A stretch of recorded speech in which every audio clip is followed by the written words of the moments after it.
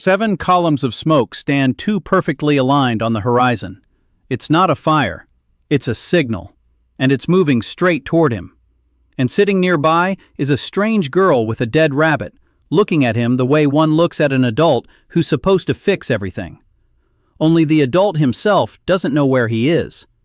Daniel Kahn opens his eyes and sees a sky that shouldn't be there. 2 moons, one white, the other red. Both are looking at him as if they're waiting. He runs his hand over his face.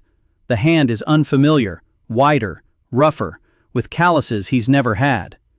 And then the air in front of him shimmers. A grid of glowing lines emerges from the void, a coordinate grid. He recognizes it instantly. He worked with one like this every day for 10 years. Only before, it lived on a monitor. And now, it's everywhere. On the ground, on the rocks, in the sky, on his own fingers. He blinks. The grid doesn't disappear. He blinks again. It becomes clearer. Okay, Dan. Either this is a very detailed dream, or you're in someone's game. In either case, don't panic and look around like a normal level designer. He stands up. His legs are unsteady.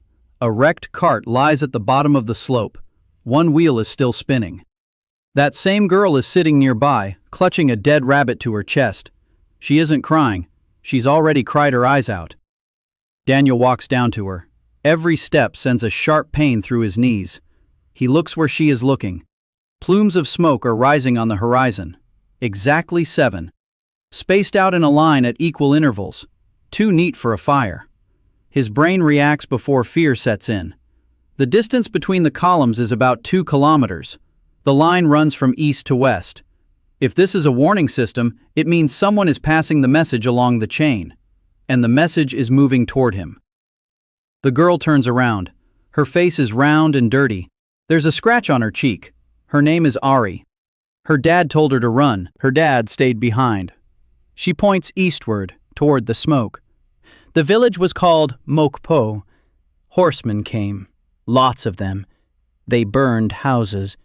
They took people away. Her father threw her onto the cart and whipped the horse. The cart raced for a long time and then hit a rock. The horse broke free and ran off. The rabbit suffocated in the broken cage. Daniel listens and glances at the grid. It hasn't gone anywhere. He touches the nearest line with his finger. The line responds. Not with a sound, with a sensation. The ground beneath him seems to sigh. A panel unfolds before him. He's seen ones like this 1,000 times. Elevation, soil composition, density, groundwater level. Everything just like in his old editor. Only under his feet there are no polygons, but real earth. He selects a 1 meter by 1 meter square of soil. Information flows straight into his head. Clay, loam, rock at 1.5 meters, water at 4. He pulls his hand away. The panel goes dark. His heart is pounding in his ears. This isn't a dream. Dreams don't give you the exact percentage of quartz in the soil. Ari tugs at his sleeve, points to the path between 2 gentle slopes. That's where they'll come from. Dad said they're coming this way. Daniel looks at the path, and again he sees not a trail, but a bottleneck. 6 meters wide. Slopes at 20 degrees. The soil is dense. A rider needs at least 4 meters in a row. Narrow the passage to 1.5 meters and raise the slope to 45 degrees. A horse won't get through. And he doesn't need a mountain. He needs 2 meters of height over 100 meters in length. That's moving earth. That's his job. He did it every day, just with a mouse. He walks to the edge of the trail. He crouches down. He places his palms on the ground. The grid flashes brighter. He highlights thin strips on both sides, 20 centimeters wide, 100 meters long, and pulls them down. The earth resists. It doesn't refuse. Rather, it asks. He concentrates. The mass must be preserved. Lower here, lift there. He drives the displaced soil onto the opposing ridges, lifts it, compacts it. The path changes, slowly at first. The earth seems to be thinking, then faster. The edges creep upward. The center narrows. In a minute, the smooth road turns into a crooked corridor, narrow. A man can squeeze through. A horse cannot. Daniel pulls his hands away. He's shaking. Blood is running from his nose. A thin stream down his lip to his chin. His head is spinning so much he almost falls. Curiosity was enough for a meter at a time. After 100 meters, his body demanded its toll. Ari watches silently. Then she asks quietly, "Uncle, you're from the temple." He wipes the blood with his sleeve. "No, I'm from level design, but I think I'm doing an internship here." She doesn't understand, but she nods. Children accept the strange without explanation. He sits down in the mud by the overturned cart. The world is drifting. 2 moons hang overhead. The grid flickers quietly and patiently. Villages are burning in the east. Horsemen ride along the path. And he sits with a strange girl and a dead rabbit, trying to remember if he was breathing when he died. Because he definitely died. The bridge. 4 a.m. The steering wheel slipped from his hands. His last thought was of an unsaved file. And now he's here. And there's no undo button here. Ari lies down beside him. She hugs the rabbit. She closes her eyes and falls asleep 3 minutes later. Daniel isn't sleeping. He stares at the grid and thinks. If this were an editor, he'd have tools. Selection, lift, smoothing, water layer, all familiar. Only the price is different. There, he paid with time. Here, he pays with blood. There, a mistake cost a version rollback. Here, it costs a life. Maybe someone else's. Maybe his own. He looks at Ari sleeping and thinks that if this is someone's game, the designer is cruel. And then he thinks that maybe the designer isn't cruel. Maybe he just left. And the world was left unattended. Like an abandoned server. It works, but no one fixes the bugs. Tomorrow, he has to go. He doesn't know where, but he can't stay. He narrowed the path, but that will only delay the riders for an hour, maybe 2. He has to leave. He has to find people. He has to understand the rules of this world. And understand why he was dumped here. Because he already knows. It's no accident. The 7 columns of smoke stand too perfectly aligned. The grid is all too familiar. And the earth hears him too well for the first day. They'd been walking since dawn. Daniel carried Ari on his back for the first hour until she finally woke up and insisted on walking herself. She buried the rabbit that morning, dug a hole with her hands, laid him there, covered him up, stood there for a while. Daniel waited. Then they headed west. He chose west because the signal fires were coming from the east, which meant the threat was from there, and because the map showed a dip in the terrain to the west, a valley. Where there's a valley, there's water.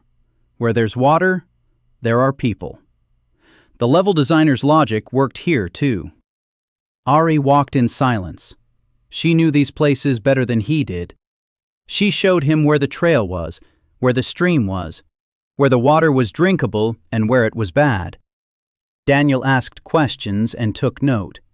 Each answer was marked on the grid like a marker. Here's a spring. Here's clay. Here, rock is close to the surface. By noon, they reached the crest of the hill, and Daniel stopped. Below, in a wide hollow, a column was moving. People.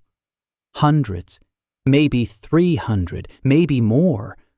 They were moving slowly. Carts, oxen, old people in wheelchairs, children carried in their mothers' arms. No formation, no order, just a crowd moving because standing still was scarier. Ari clung to his arm. They're ours. They're from Sonhua. She ran down the slope. Daniel followed, more slowly. He looked at the column through the eyes of a designer. The movement was inefficient. The carts were overloaded.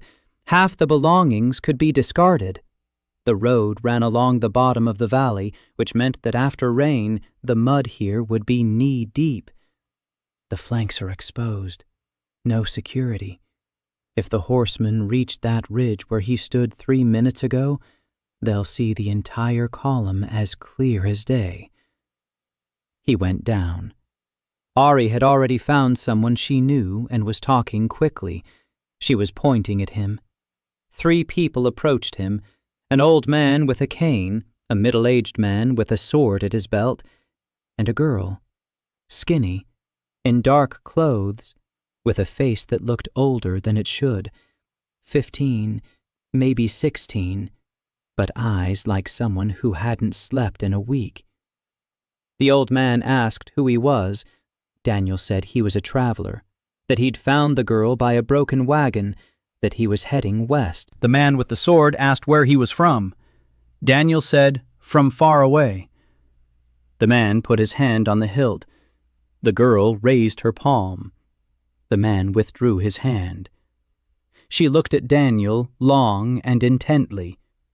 Then she asked what he could do. Ari spoke for him. He made the road narrow. Horses won't pass. He did it with his hands.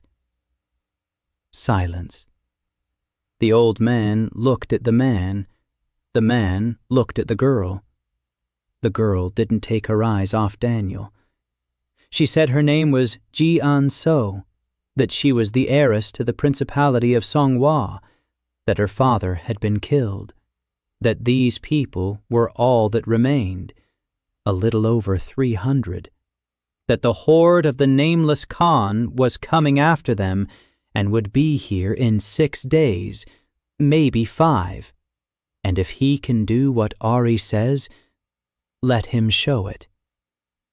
Daniel looked at the hollow, at the road, at the column that had stopped and was watching them.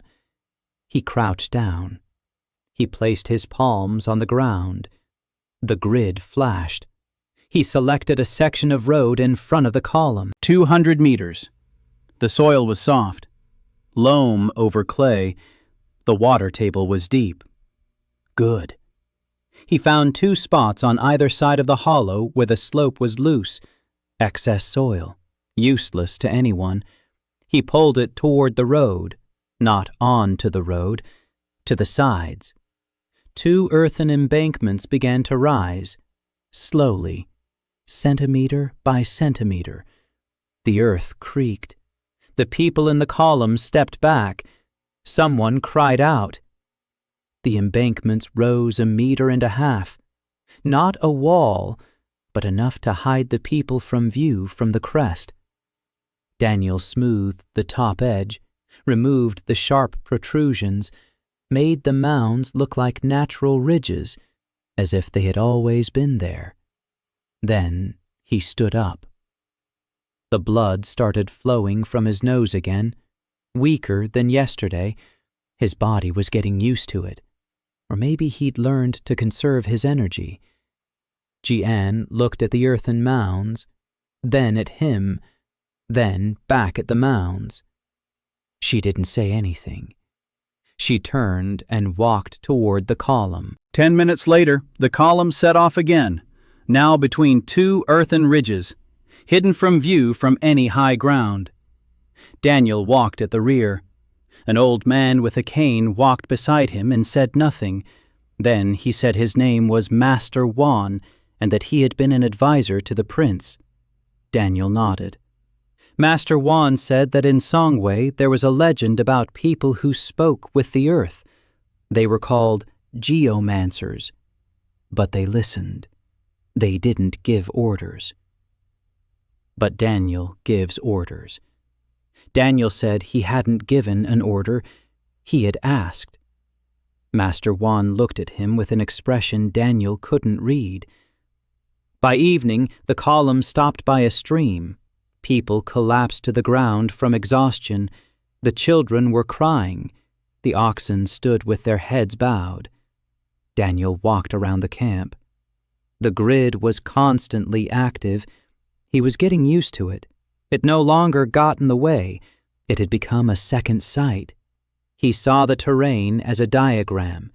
Here is a low-lying area. Water will pool here. We can't park the wagons here. Here is solid ground, good for campfires. Here the slope is gentle. If it rains, the water will run into the stream and not into the camp. He found Jian by the central wagon. She was sitting on the ground, looking at a map drawn on a piece of leather. The map was old and inaccurate. Daniel sat down beside her. He looked at the map, then at the grid. The difference was huge. The map showed the road as straight. In reality, the road curved twice. The map showed a pass to the west. The grid showed that there were two passes, one higher, one lower but longer. Daniel drew a correction on the ground next to the map with his finger. The road turns right here. The second pass is here. It's lower, easier for the carts, but 2 days longer. Jian looked at his drawing. How do you know? Daniel didn't explain. He said he could see the land. Jian was silent for a moment. Then she said they couldn't afford to lose 2 days. The Horde was moving faster. So the higher pass. Daniel nodded. The higher pass. But it would be difficult there. A steep climb. The carts won't make it without preparation. Jian asked what he meant by preparation. Daniel said he could make the road passable, smooth out the climb, clear away the rocks, widen the narrow spots. But he needed to go ahead of the column, half a day ahead, and he needed someone who knew the mountains. Jian remained silent. Then she stood up, walked away, returned with a person, a woman, about 28 years old, in dark monk-style clothing. Her face was calm. Her eyes were attentive. Jian said this was Sister Herin from the mountain monastery. She is a reader of the earth. She knows these mountains. Herin looked at Daniel, without hostility, without interest, with a professional assessment. She said she had seen the ridges he had raised. She said the soil had settled correctly. The layers were undisturbed. The drainage was intact. Whoever he was, he didn't break the earth. He moved it. Daniel said that was exactly how he thought of it. Herin tilted her head slightly. Then she said she would go with him. Tomorrow at dawn. Daniel lay down to sleep by the farthest wagon. The ground was hard. The night was cold. The net glowed in the darkness with a quiet blue light. He closed his eyes and saw a dream, not his own. The earth showed him something. Mountains, 7 ridges, a view from above. They stood too straight, too parallel, as if someone had drawn 7 lines on a map and then brought them into reality. Daniel woke up in a sweat. His heart was pounding. He sat up. He looked at the sky. 2 moons, one white, one red. They were still watching. Someone was already editing this world. 7 Ridges isn't geology. It's design. And Daniel was lying in the middle of someone else's unfinished project, like an intern who'd been thrown into a build without documentation. They set out before dawn. Daniel and Heron walked in silence. The morning fog lay over the valley like a blanket, hiding them from the world. Heron moved with confidence. She knew every rock, every turn, every spot where one had to duck and where one could stand up straight. Daniel followed her and read the grid. The terrain before him unfolded into data: density, height, slope, cracks, water veins, everything an engineer needs and nothing a human needs. Heron was the first to break the silence. She asked where he came from. Daniel said from another world. Heron didn't laugh. She wasn't surprised. She said that in her monastery there was a text 600 years old. It described a man who came from nowhere and drew the earth like a scroll. His name was Kelhan. Then he went into the mountains and never returned. The monks believe he became part of the earth. Ordinary people believe he is the sleeping god. Daniel paused. He asked if this Kelhan had seen the grid. Heron looked at him. She asked what grid. Daniel raised his hand and traced a line with his finger that only he could see. Heron shook her head. She saw nothing, but she said that the readers of the earth see something else. They feel currents, heat, pressure, direction. The earth speaks to them like a river. And to him, it speaks like a blueprint. Different languages, one earth. They walked on. By noon, the trail began to climb. Daniel sensed a change in the ground. The soft loam had ended. Stone lay beneath their feet. Granite veined with quartz, heavy, dense. It would be harder to work with, more energy per cubic meter. He stopped at the first narrow spot. The trail narrowed to 2 meters. A wall on one side, on the other, a cliff. The cart wouldn't fit. Daniel crouched and placed his hands on the rock. The grid unfolded. He saw the rock's structure, cracks, weak spots, stress lines. The rock was old and weary. It wanted to crumble. It just didn't know where. Daniel showed it where. He identified a thin wedge of rock between 2 cracks. He pulled it toward the cliff. The rock creaked. It shifted. The wedge moved away from the wall and settled on the edge of the cliff like a step. Daniel took the newly freed space and smoothed it out. He widened the path by 1 meter, then another ½ meter. He leveled the wedge of rock at the edge of the cliff and turned it into a railing. Now the path was 3½ meters wide. A cart would fit. With difficulty, but it would fit. No nosebleed. He worked with a small volume. He conserved. He moved only what was necessary. Heron watched. Then she said he was working cleanly. The layers hadn't been disturbed. The drainage in the rock was intact. Rainwater would flow along the same channel as before. Daniel nodded. He hadn't even thought about it consciously. These were his work habits. 10 years in level design teach you one thing: don't break the drainage. Otherwise, after 3 patches, you'll have a lake where there shouldn't be a lake, and players will write angry reviews. They passed 4 more narrow spots before evening. Daniel widened each one, carefully, without rushing, moving as little rock as possible. Harin walked beside him and checked his work. She would place her palms on the stone after each of his adjustments and listen. She nodded every time. The stone didn't complain. By evening, they had lit a fire in a small niche in the rock. Daniel lay on the ground and felt every bone. The fatigue wasn't from walking. The fatigue came from working with the stone. Granite is heavier than loam, not physically, energetically. Every cubic meter of granite cost him 5 times more than a cubic meter of clay. Harin was brewing something in a small pot.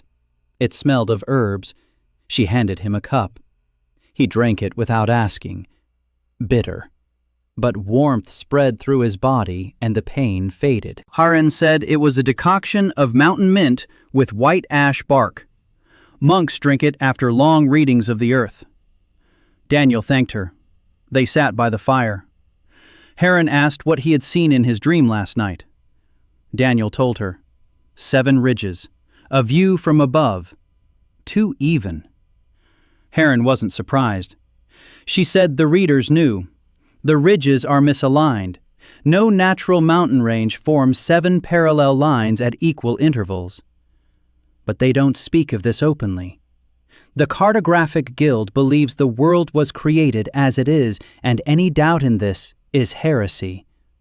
The monastery does not argue with the guild, but the monastery remembers Kelhan. Daniel sat and thought. Kelhan. 600 years ago.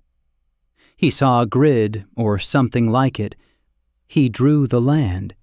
He went up into the mountains. 7 ridges stand like a ruler. The world looks designed. And Daniel wasn't brought here by chance. He asked Harin where the mountain was that Kelhan had gone to. Harin pointed west. Beyond the pass. Beyond the Tongran Valley.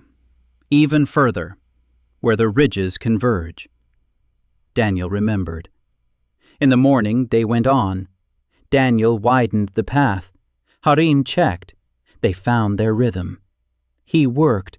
She watched his back. When he moved too much and started to look pale, she stopped him. When he didn't notice he was hitting a water vein, she warned him. They didn't talk much, but worked like a pair who'd been doing this for a long time. On the 3rd day of their journey, they came out onto a clearing before the upper pass. Daniel looked down. The column was visible far below. Tiny dots, wagons, people. They were moving along the road he had widened, slowly, but moving. Ari was surely walking somewhere out there, with the dead rabbit she had buried but not forgotten. Harin stood beside him. She was looking too. Then she said quietly that dust was trailing behind the column. Daniel squinted. Far to the east, a barely visible cloud on the horizon. Dust. Horsemen. The Horde had found their trail. How many? Harin shook her head. Seers don't see people, only the earth. But the earth was shaking. Many hooves, maybe 100, maybe more. Daniel did the math in his head. The column moves at a speed of 12 kilometers a day. Horsemen across the steppe can make 50. Less in the mountains, 30, maybe 25. The distance between them is now about 40 kilometers. 2 days. They have 2 days to get the column across the pass. A pass he hadn't prepared yet. Daniel looked at the pass. A narrow passage between 2 cliffs, 2,000 meters high. Wind, rock, ice on the north side. The wagons won't get through here without serious work. And after the pass, the descent. Steep, dangerous. One mistake and the cart would roll downhill, taking everyone in its path with it. 2 days. He had worked all night. Harin sat nearby and held the torch. Daniel widened the passage, centimeter by centimeter. He removed protrusions. He smoothed out the slope. He couldn't remove the ice, but he could shift the rock beneath it so the ice slid to the side. By dawn, the passage was ready, 3 meters wide, a level floor, rimmed with stone. A cart could pass through. Daniel sat on a rock and couldn't stand up. Blood was flowing from his nose and his ear, the left one. This was new and bad. Haren wiped his face with a cloth. Her hands were warm. She said he was taking on too much at once. Daniel said they had 2 days. Haren said that if he died, they'd have 0 days. He didn't know what to say. The convoy reached the pass by evening the next day. Daniel watched from above as the first carts entered the pass. Slowly, carefully. The oxen strained and lowed. People pushed the wheels. But the passage held. The stone didn't crumble. The ground didn't slip. He had done a good job. Even Haren said the rock had settled properly. It was the best praise he'd received in 2 days. Jian walked with the first cart. She wasn't riding, she was walking beside the people, her feet in the dust, back straight, a 15-year-old girl carrying a principality on her shoulders.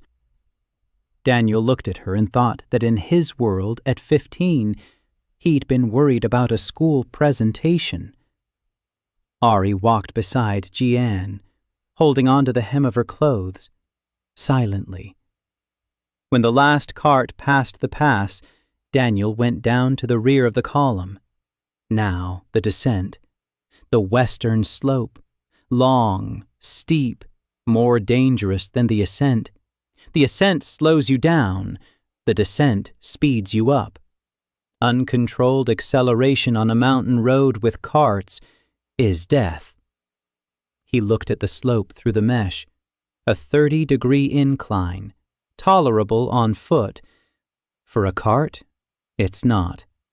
It needs to be reduced to 15 degrees at most. That means lengthening the road. A serpentine. He'd seen how it was done. He'd designed serpentines in dozens of projects. He'd switch to a bird's-eye view and draw zigzags.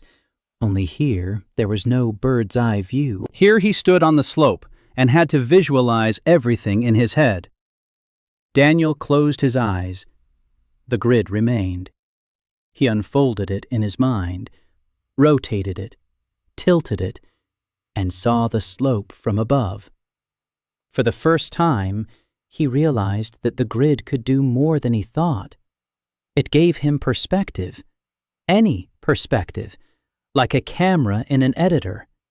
He could look from the side, from above, from below. He could zoom in and out. He opened his eyes. The world was flat again. But the plan remained in his head. 7 switchbacks. Each cuts the slope by 5 degrees. The total length of the descent triples, but the angle becomes safe. The problem is the scope of the work. A switchback on a mountain slope isn't a 100-meter stretch.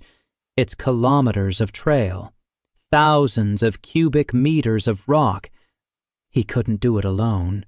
Not in 2 days, not in 10. He'd die after the first turn. Daniel stood at the top of the pass and thought. The wind ruffled his hair. The mesh shimmered. Below, the column stood and waited. Over 300 people were watching him. He could feel their gazes on his back. Haren approached. She stood beside him. She, too, could see the slope, not through the mesh, with her own eyes, and she understood the problem. Daniel asked if the earth could help. Haren didn't understand the question. He explained. When he moves a stone, the earth resists or yields. There are places where it moves more easily, as if it wants to, as if it has been waiting for a long time. Could Haren find such places on this slope? Haren crouched down. She placed her palms on the rock. She closed her eyes. She listened for a long time. Then she opened her eyes and pointed. Right here. The rock is old. It's tired. It wants to lie down. And over there, a crack that's been growing for 1,000 years. A little more, and it will collapse on its own. And over there, water is eroding the rock from the inside. A weak spot. Daniel looked at the spots she'd marked. He superimposed them on his map. 3 of the 7 switchbacks passed through the spots Hedin had indicated. 3 out of 7 isn't 7, but it's a start. He told Hedin he needed a plan. Not the whole serpentine road at once, the first 3 turns, in the places they want to move. He'll tackle the remaining 4 later, or maybe not. But 3 turns will give the column at least a third of the descent. From there, people can walk and lower the carts on ropes. Hard, slow, but alive. Hedin nodded. Daniel got to work. The first turn, the spot where the rock wanted to settle. He identified the slab, 3 meters wide, 80 meters long, an arc. He didn't move the entire slab. He found a fulcrum, like in physics, a lever. If he removed the wedge from under the slab, it would settle on its own, under its own weight. Daniel removed the wedge, a small chunk of rock, 2 cubic meters. The layer sighed. It creaked and slowly settled. It lay down, even, like a step. Daniel smoothed the edge, removed the protrusions. The first stage is ready. He expended his strength on 2 cubic meters instead of 200. Harin watched. Her eyes widened slightly. Then she nodded. Clean. Second stage. A crack that had been growing for 1,000 years.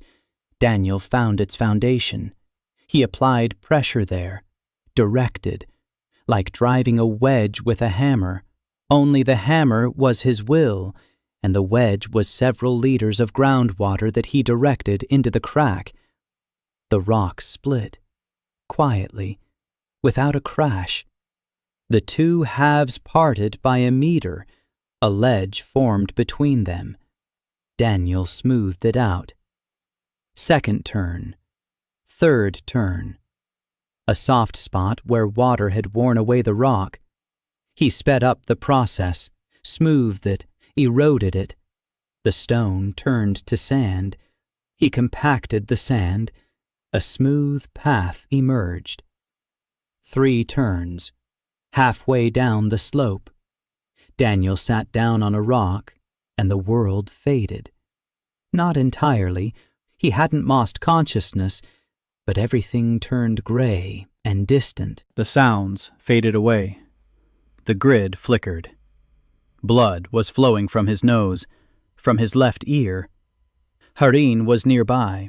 She was holding his shoulder. He heard her voice from somewhere far away. She was saying that it was enough, that he had done enough, that people would get by. He nodded, or so he thought he had. They carried him down to the first turn of the serpentine path. They laid him on a blanket. Ari came and sat beside him. She placed a wet rag on his forehead. Daniel lay there and looked up at the sky. 2 moons, 1 white, 1 red. He thought that in any game, after a work marathon like this, you'd get an achievement, a golden trophy, text on the screen, something. But there were no achievements here. Just a wet cloth on his forehead and the hand of a 12-year-old girl stroking his hair and quietly humming something without words. The column began its descent at night. Torches, the creaking of wheels, quiet voices. They covered 3 turns of the serpentine road in 4 hours. The remaining 4 turns, which Daniel hadn't had time to make, the people negotiated on their own. Ropes, hands, perseverance. 2 carts broke down. No one was lost. 1 ox broke its leg. They slaughtered it and divided the meat among everyone. By dawn, the column was at the bottom, at the foot of the western slope, beyond the pass. A mountain now stood between them and the Horde. Daniel woke up when the sun was already high in the sky. He was lying on a cart. Someone had covered him with a cloak, a dark one, made of fine fabric. He turned his head and saw Gian. She was sitting next to him on the edge of the cart, without a cloak, wearing only a shirt. She had given him her cloak. Daniel wanted to say no, that she was cold herself, that she was a princess and shouldn't be freezing. But he didn't say it, because he looked into her eyes and saw something there he hadn't seen before. Not gratitude, not admiration, recognition.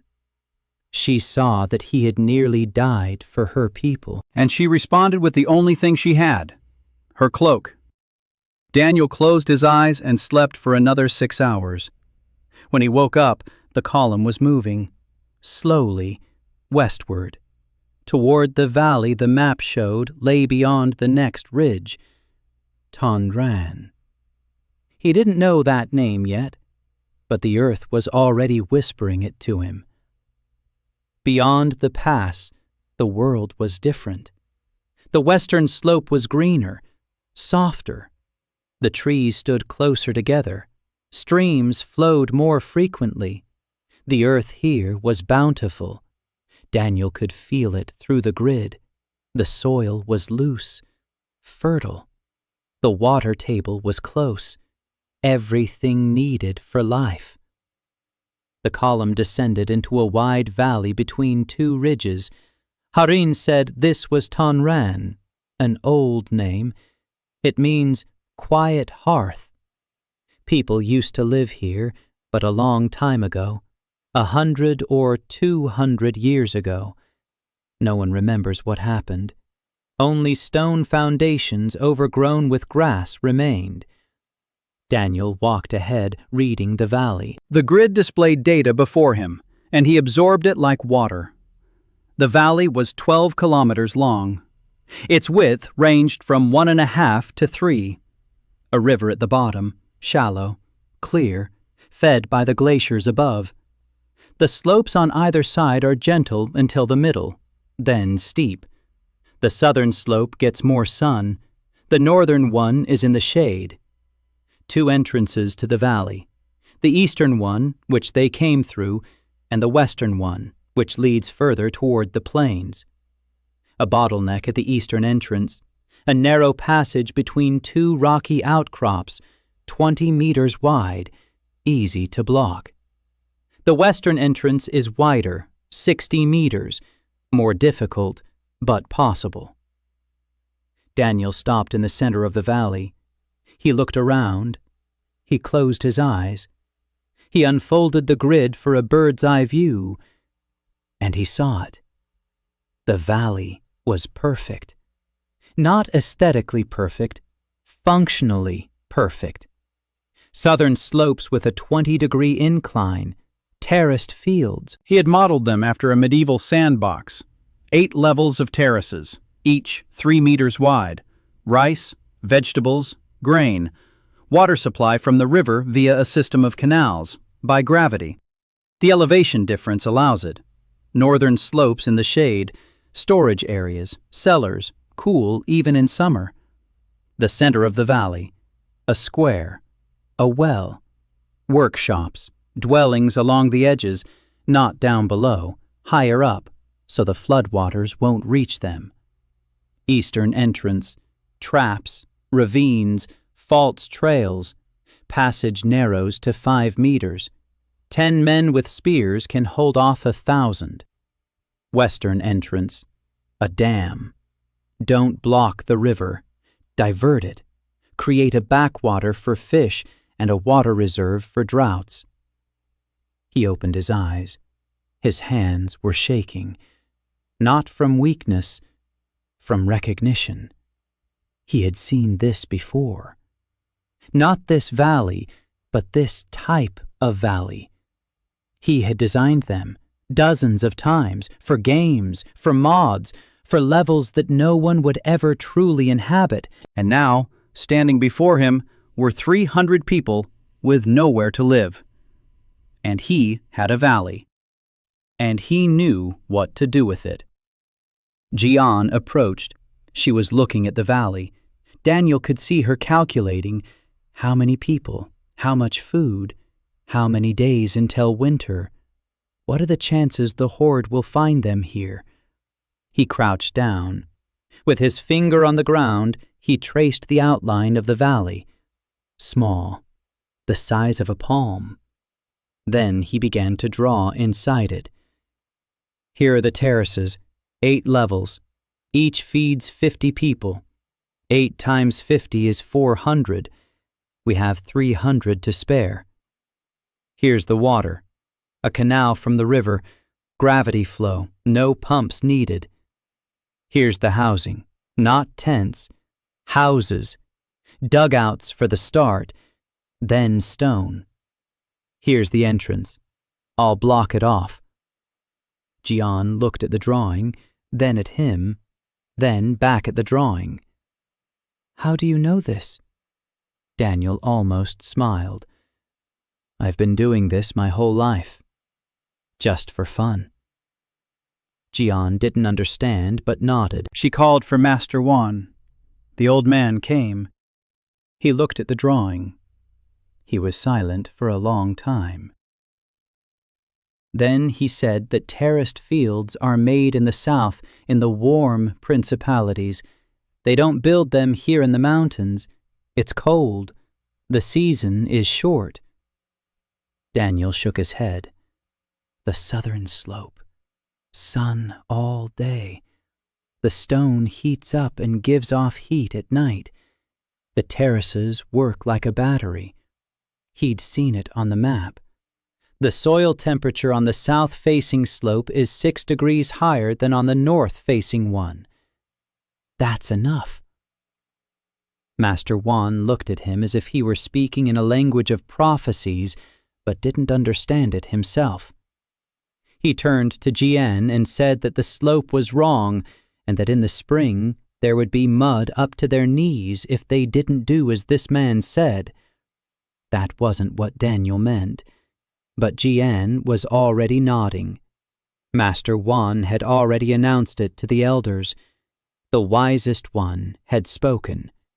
The slope was wrong. The elders were taking notes. Daniel opened his mouth to correct him. Hedin placed her hand on his shoulder and shook her head. Let it be. They need to believe. Daniel closed his mouth. Work began that very day. Daniel didn't do everything himself. He couldn't. He laid out the first terrace. He marked off the area. He raised the edge. He lowered the center. He created a level platform 3 meters wide and 40 meters long. Then he felt dizzy and sat down on the ground. The people saw what he had done. They understood the shape. And they began to dig. With shovels, with their hands, with sticks. They repeated his pattern. He showed the way. They did the work. The engineer and the workers, just like on any construction site. By the evening of the first day, the first terrace was ready, rough, uneven, but ready. Daniel walked across it and smoothed it with a net. He leveled the bottom.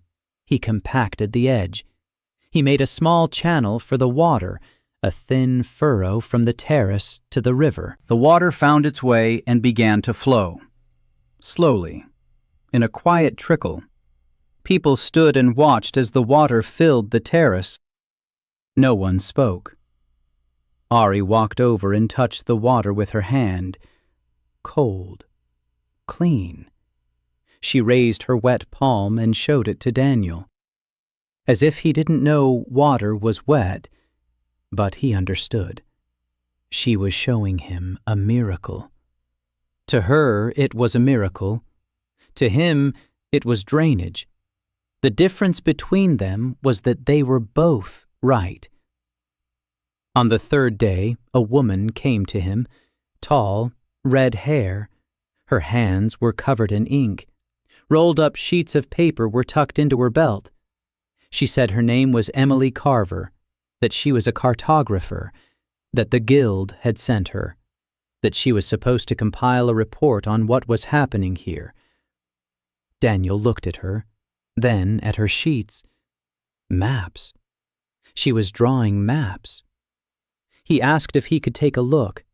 Emily unfolded one sheet, a map of the western region. Beautiful, detailed, and incorrect. Daniel pointed. Here, the stream doesn't flow that way. Here, the elevation is 300 meters too low. Here, a cliff is marked, but in reality, it's a gentle slope. Emily looked at him, then at the map, then back at him. How does he know? Daniel shrugged. I see. Emily squinted. She took out a blank sheet of paper. Draw it. Daniel took the pen from her. He wasn't good at drawing. His hands weren't used to a pen, but the grid gave him precise data. He drew the outline of the valley, with elevations, with waterways, with slopes. A rough sketch, but accurate to the meter. Emily watched him while he drew. When he finished, she silently took the sheet, folded it, put it away. Then she took out her report for the Guild, teared it up. Daniel raised his eyebrows. Emily said that in the report she had written that there is a heretic here who is digging up the ground without permission. But she looked and saw that he wasn't digging. He was building. And his map was more accurate than any map she'd seen in 6 years of work. She said she'd stay, that she'd map what he was doing, not for the Guild, for him. Daniel nodded. He needed a cartographer, someone to record his work, because he couldn't keep it all in his head forever. Emily took out a new sheet of paper and began to draw, quickly, precisely. She drew the terrace he had built, with his revisions, with the canal, with the water. Daniel looked at her drawing, and for the first time thought that maybe this wasn't an internship. Maybe it was a job. A real job. One that made sense. By the end of the first week, there were 3 terraces in Tongran. Water flowed through the canals. People planted the first seeds from the supplies they'd brought with them. Daniel narrowed the eastern entrance to the valley to 10 meters, not quite down to 5. He didn't have the strength, but 10 is better than 20. At night, he lay on the ground and looked at the grid. It showed him the valley from above, little lights from campfires. Over 300 people. Alive. Beyond the pass he had widened. In the valley he had begun to build, sleeping in the safety he had given them with stone and earth. Hareen lay down beside him, not close, at arm's length. She said quietly that the earth here was content. He didn't ask how she knew. She is a reader. She hears. The earth is content. He is doing the right thing. Daniel closed his eyes. The grid went dark. For the first time in a week, he fell asleep without dreams. Just darkness. Just rest. Just silence. And somewhere far below, beneath layers of stone and clay and time, something very large and very old was slowly turning in its sleep, not waking up, but noticing. The first month in Tongran ended with Daniel falling. He didn't trip, he didn't slip, he fell like a felled tree. In the middle of the 5th terrace, face down in a fresh furrow, his body simply gave out. For 3 weeks he had worked non-stop. Every day, marking out. Every day, hauling soil. Every day, leveling. Every evening, a nosebleed. Every night, dreams in which the earth showed him something huge and incomprehensible. His body had been accumulating debt and finally presented the bill.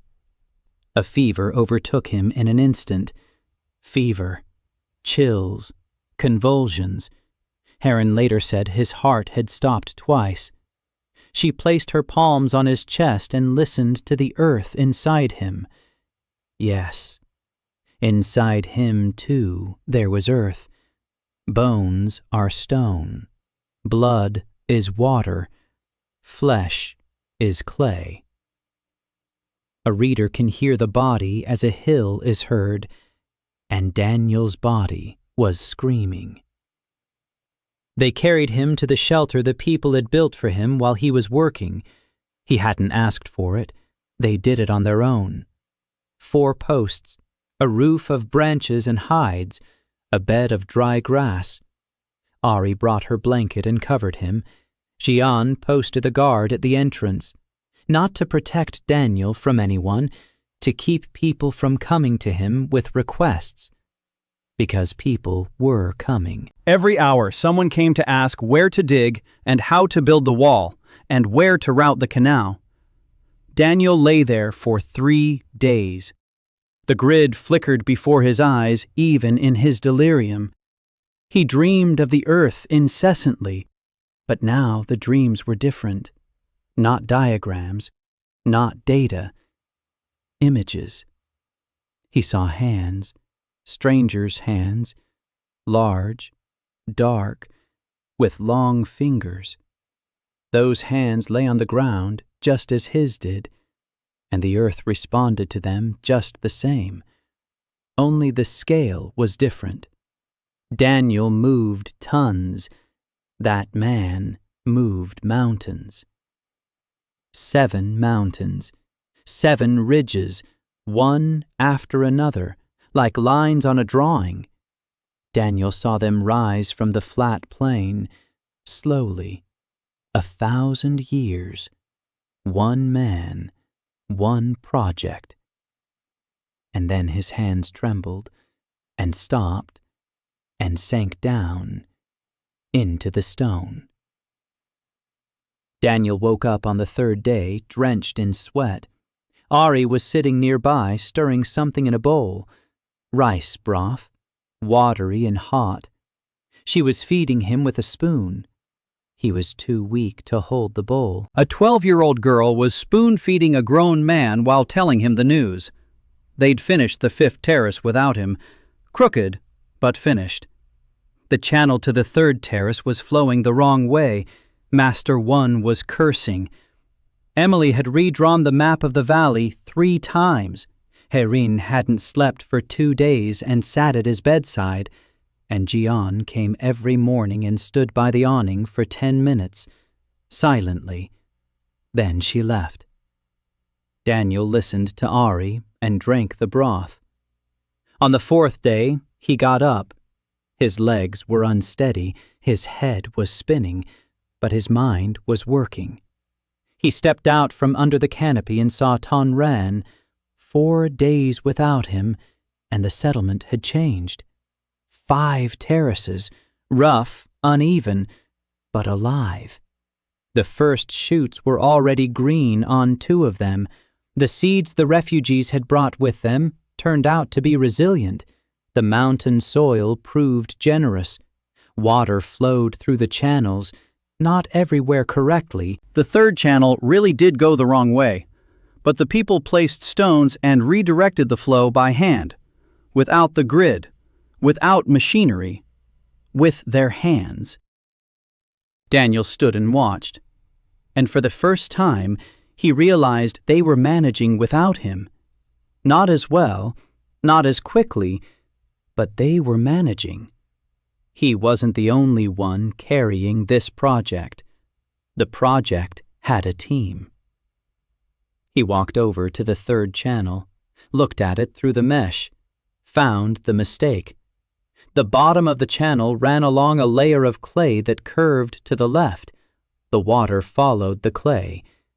Logical. He could have fixed it in a minute, moved a handful of soil, but he didn't. Instead, he called for Foreman Juan, showed him the problem, explained why the water had veered left, explained how to determine the direction of the clay layer by the color of the soil on the canal walls. A dark streak is clay. The water will follow it. If the streak veers to the left, then the canal must be directed to the left and then turned. Master Juan listened. He nodded. He wrote it down with a stick on birch bark. Then he called over 3 men and explained it to them. They fixed the channel with shovels in 2 hours. Daniel didn't expend a single ounce of energy. He expended words. It was more effective. That evening, Horde found him by the river. He was sitting on a rock, looking at the water. She sat down next to him. Not at arm's length like before, closer. She said she'd been scared. When he fell, when his heart stopped. She said she'd placed her hands on his chest and heard the earth inside him fall silent, and she asked it to come back. Not him, the earth inside him. And the earth obeyed. Daniel didn't know what to say. He said, "Thank you." Horde shook her head. "There's nothing to thank her for. The earth decided on its own." He asked why. Horde paused. Then she said that Tongran's earth remembers. Long ago. Long before humans. Someone had worked here. Like him. A trace remained here. A warm one. The earth accepted Daniel because it recognized something familiar in him, not him, what was inside him. The tool. The grid. Daniel thought about it all night. Kelhan. 600 years ago. The hands from the dream. 1,000 years ago. The 7 ridges. The grid. Someone left all this behind. Someone started the project and didn't finish it. And Daniel picked up his tools like an intern picks up a forgotten developer account. The next morning, Una Park arrived. 19 years old, broad shoulders, short hair, a hammer on her belt. Heavy, a blacksmith's hammer. She stood before him and said nothing. Then she said she was a blacksmith's daughter, that her father had died in Sanway, and her mother, and her brothers, that she had come with the column, that all this time she had done nothing, just sat, ate other people's food, watched, hands without work, a hammer without an anvil. She said she wanted to be useful. Daniel looked at her, then at the hammer. Then he thought. He needed tools, shovels, of a different shape. His shovels had to cut through the soil, not across, but along the layer. Pickaxes with narrow blades for working in cracks. Measuring rods with notches every 10 centimeters. And a compass, a large one, as tall as a person, for marking arcs on the terraces. Una listened. Her eyes changed. They went from dull to bright. Her hands, which had been hanging like whips, clenched into fists. She said she would do it. She needed an anvil and a forge. There was no anvil. There was no forge. Daniel looked through the mesh. He found an outcrop of rock on the northern slope. Granite, flat, smooth, a natural anvil. Clay for the bellows could be taken from the river, coal from the forest. He showed her the spot. 2 days later, Una was already hammering away. The sound carried through the valley, rhythmic, heavy, alive. People stopped and listened. The sound of the forge meant that the settlement wasn't a refugee camp. A settlement is a place where things are made, where they build, where they live. Una made him his first shovel in 3 days, a bit crooked, heavy, but functional. She brought it over and set it down on the ground in front of him. She didn't hand it to him. She just set it down and walked away. She was shy. Daniel picked up the shovel. He turned it over. The balance was off. The blade was too thick, but the angle was right. She understood what he wanted. He said it was good work.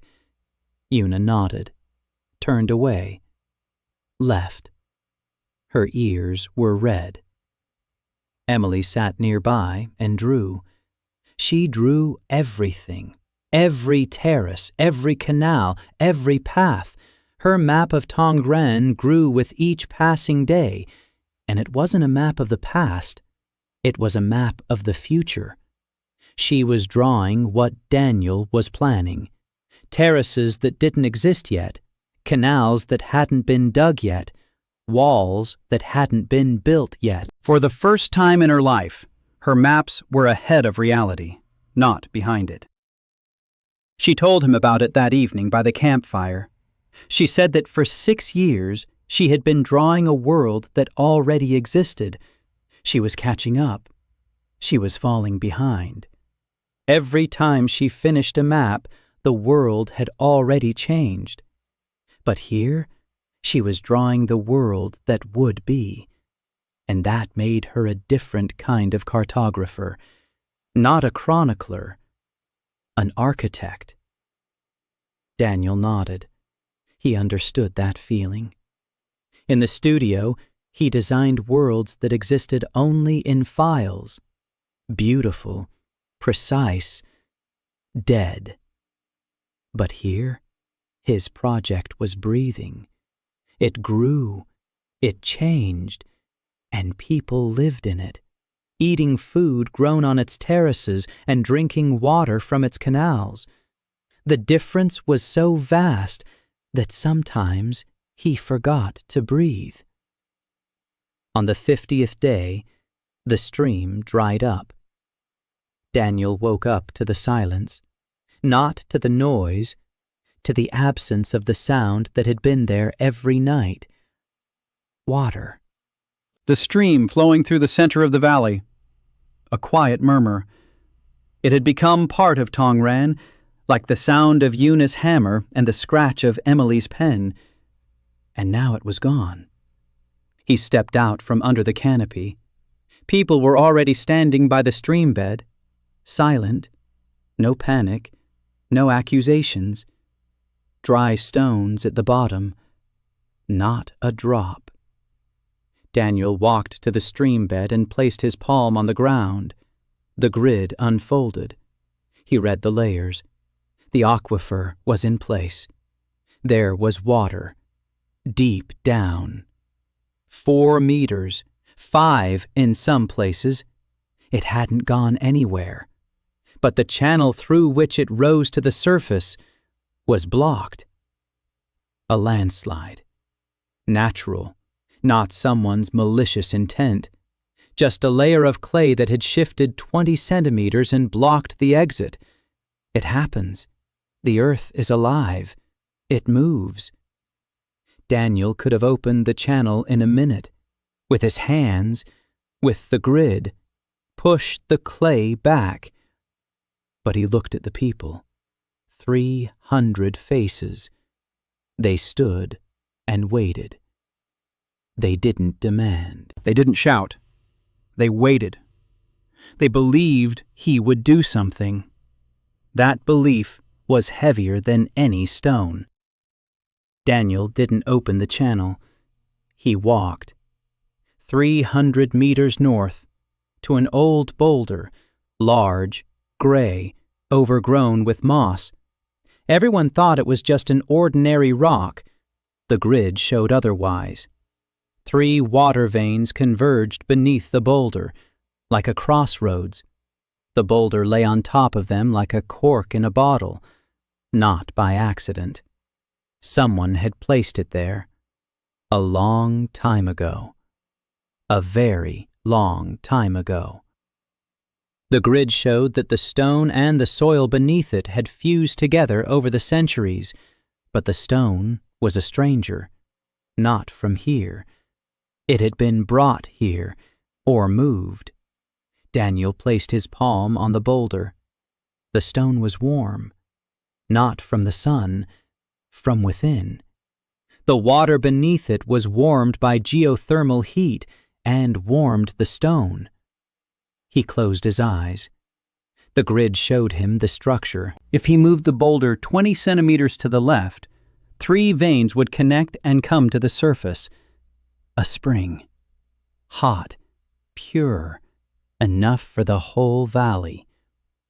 But the boulder has been here a long time. The earth has grown accustomed to it. He can't just move it. This isn't soil or loose rock. This is an ancient site, and the earth might not agree. Daniel didn't move it.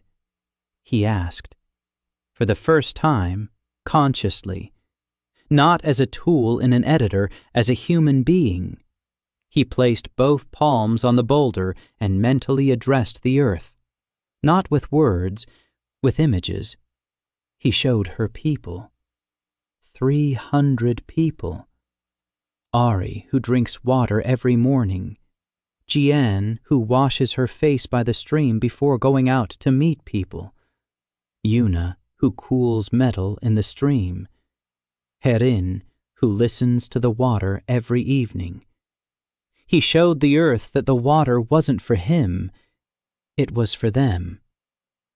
The boulder creaked, quietly, as if an old man had turned over in his sleep. It shifted onto his palm. 20 centimeters. Exactly as much as was needed. Water gushed out from beneath it. Not strongly, not a fountain, a quiet, clear stream. It flowed over the stone, found its course, ran downhill, toward the valley. Daniel sat down next to the boulder. His strength was gone, but not as much as he had expected. The boulder moved on its own. The earth helped. He had only asked. Ari came first. She ran. She brought a mug. She filled it with water. She handed it to him. Daniel took the mug and looked at her. Then he stood up and carried the mug to Jian. Jian took it. She looked at the water, passed it to Heron. Heron passed it to the old woman standing closest. The old woman passed it to a child. The child passed it to his father. The father passed it to his wife. The mug went around in a circle. Everyone took it and passed it on. No one drank. They just passed it on. The mug returned to Daniel empty. Everyone passed it, but no one drank. Or maybe everyone took a sip. He couldn't see. Daniel held up the empty mug and laughed. For the first time in 50 days, a real laugh. Not a happy one, not a sad one, just human. The people around him looked at him and didn't understand, but he laughed because in any game he made, water was just a texture, a blue pixel, a shader, a parameter. But here, water was a mug being passed around. It was the face of a child drinking, It was an old woman crying because the water was warm and reminded her of a spring in a village that no longer existed. Emily stood off to the side and drew. She wasn't drawing the spring. She was drawing the circle of people around the mug. The first map of Tongran that showed not the land, but those who live on it. In the evening, Jian approached Daniel. She sat down next to him by the fire. She was silent for a long time. Then she took a rolled-up piece of leather from behind her belt. She unrolled it. Daniel saw his drawing. The very same one. The outline of the valley, drawn with a finger on the ground on the first day. She had traced it onto the leather. She had preserved it. She said that this drawing was the only map she trusted, because everything he drew came true. The terraces stand, water flows, people are alive. She said she was 15 and didn't know how to be a princess, didn't know how to feed people in winter, didn't know how to protect them from the Horde if it came, but she knew one thing. Daniel sees what others cannot, and she trusts him. Daniel listened and felt something heavy settle on his shoulders, not the weight of a stone, the weight of trust. He said he would make a model for her. Jian didn't understand. He said he would make a small clay replica of the valley, with all the terraces, with all the canals, with all the paths and walls, so she could touch her principality, hold it in her hands, to understand it. He worked for 2 evenings. The clay was soft. His fingers remembered the work, though he had never sculpted in this world. The model turned out to be the size of a dinner tray. Every terrace, every canal, every house, the river, the spring, the entrances to the valley. He took it to Jian.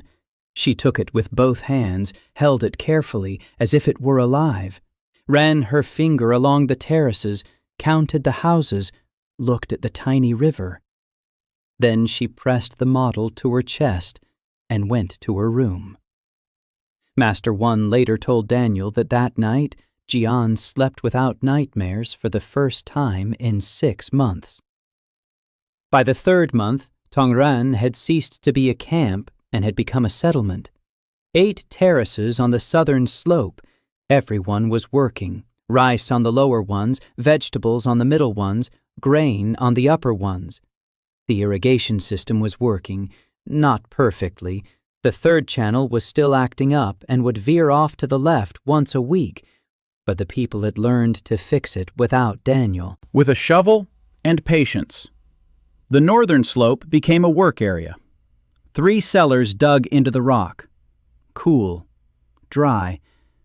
Una set up a smithy, a real one, with a roof, with a hearth made of fire clay, with an anvil that Daniel lifted from the bedrock in a single motion, a perfectly flat piece of granite the size of a stump. Una stroked it as if it were a living creature and didn't speak to Daniel for 3 days, out of embarrassment. Daniel narrowed the eastern entrance to 5 meters. He worked carefully, bit by bit. No more than 2 hours a day. Horde watched over him. She became his limiter, his timer, his conscience. When he worked too long, she would approach and place her hand on his shoulder. He would stop. Not because she ordered him to, because her hand was warm, and he remembered that he was a human being, not a tool. 5 meters wide, 10 meters high, walls of solid stone. No battering ram could break through, but they looked like natural cliffs, not a trace of human work. Daniel was proud of that. In level design, the best level is the one that doesn't look designed. He left the western entrance wider, 30 meters. Here he built a dam, not a wall across the river, stone ridges that directed the current into a backwater. The fish swam in and stayed, The backwater was 2 meters deep and 20 meters wide. The first fish was caught a week later. Ari caught it with her bare hands. Wet and happy, she ran along the shore and showed everyone the silvery fish as long as her forearm. People laughed. The first laughter in Tongran. 320 people. New ones arrived every day. 1, 2, 3. Refugees from the eastern villages. They had heard the rumor. The valley, water, walls, safety. They walked through the mountains for weeks. They arrived exhausted, hungry. Daniel greeted each one. He looked through the fence at the valley. He counted. How many people could the 8 terraces feed? How much water did the spring provide? How many fish were in the backwater? For now, there was enough. But winter would be harsh. He knew that. The grid showed the soil temperature by month. In winter in Tongran, it's -15. Snow. Ice. The canals will freeze. The terraces lie dormant. We need 4 months' worth of supplies. He calculated and recalculated. Emily took notes. Jian listened. Master 1 allocated. The team worked. At the beginning of the 3rd month, Leah Zhang arrived. Tall, broad-shouldered, a scar across her right eyebrow, a pipe between her teeth, rolled-up blueprints behind her back. She entered through the western passage and stopped. She looked at the dam, at the backwater, at the stone ridges. Then she walked over to the nearest ridge and ran her finger along the stone. She turned around and found Daniel. She asked who had built it. He said he had. She asked where he had studied. He said nowhere. She narrowed her eyes. She took out her blueprints. She unfolded them. A siege tower. A catapult. A battering ram. A battering ram frame. Everything was drawn flawlessly. The lines were thin and precise. Calculations in the margins. Daniel looked at the blueprints, then at her. She said she had been a military engineer in the Principality of Gyeongbo for 10 years. She built machines for war. 3 years ago, she was forced to build siege weapons against a peaceful village that refused to pay tribute. She refused. She was sentenced to death. She escaped. She's been wandering ever since. Doesn't stay anywhere long. She heard about Tongran and came to take a look. Daniel said he needed an engineer, not a military one, a civil engineer. She said she didn't see the difference. Daniel said the difference was huge. A military engineer builds to destroy. A civil engineer builds to hold things together. Leah was silent. She smoked.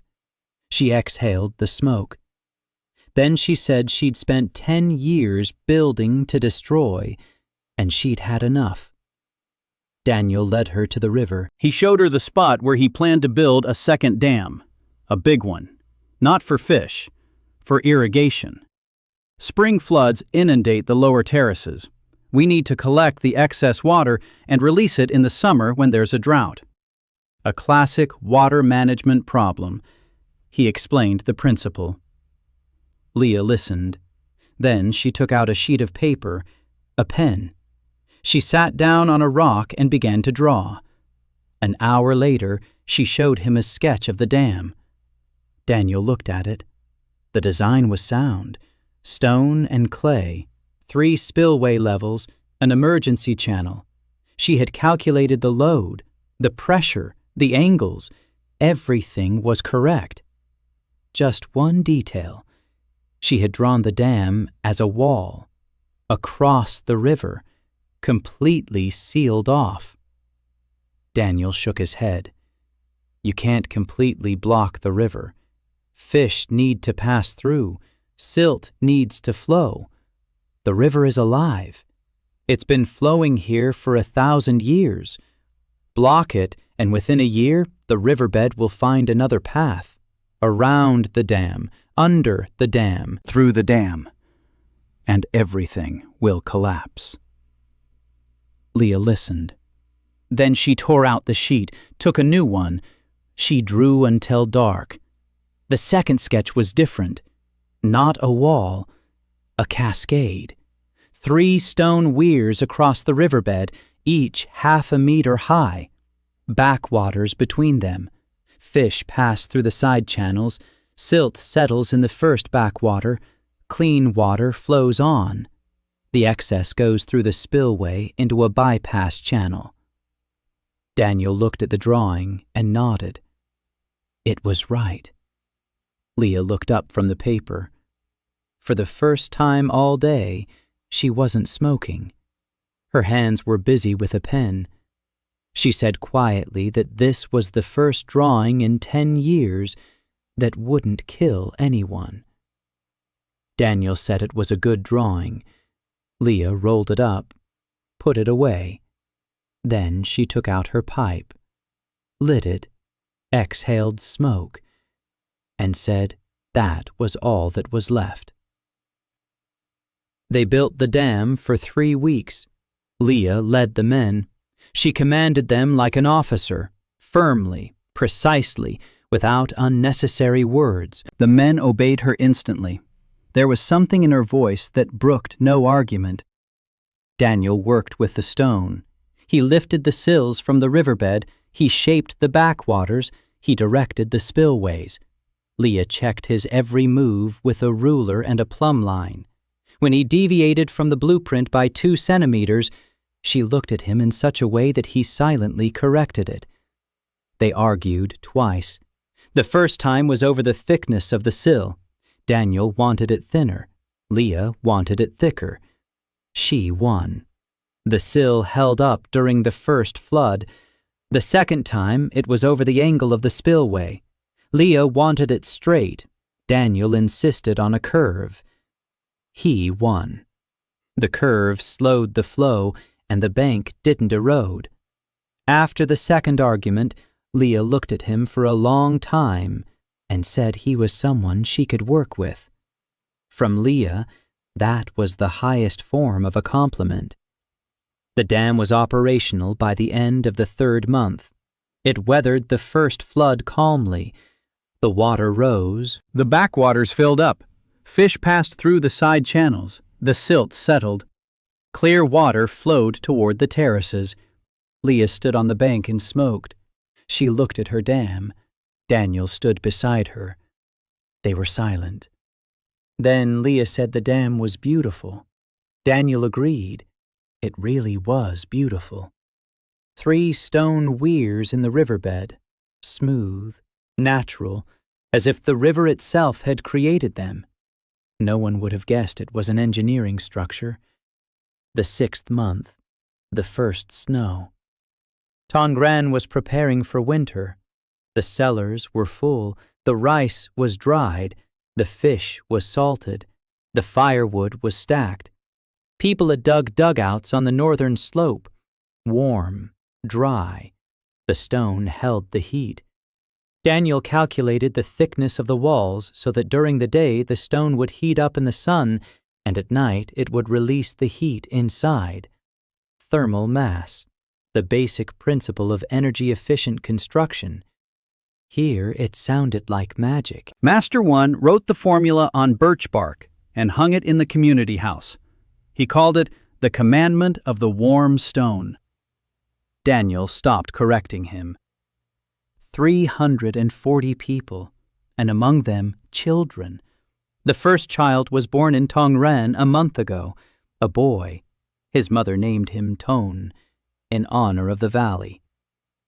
Daniel was standing at the entrance to the community house when he heard the baby's first cry and realized that Tongran had become real. Not a camp, not a shelter, a home. A home is a place where children are born. Everything else is temporary.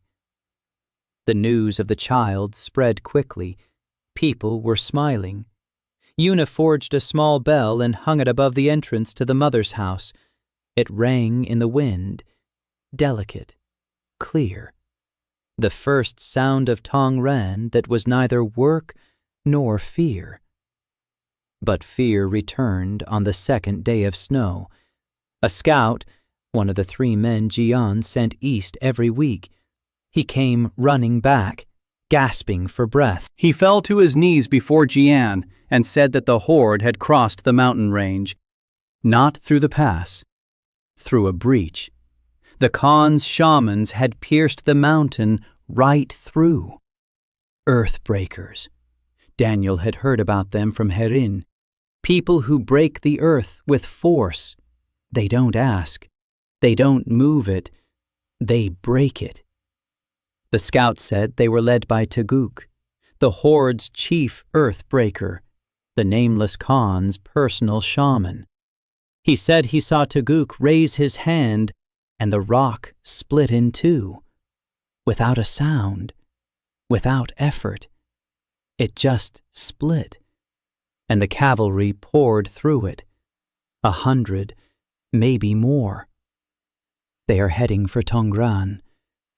3 days, maybe 4 if the snow slows them down.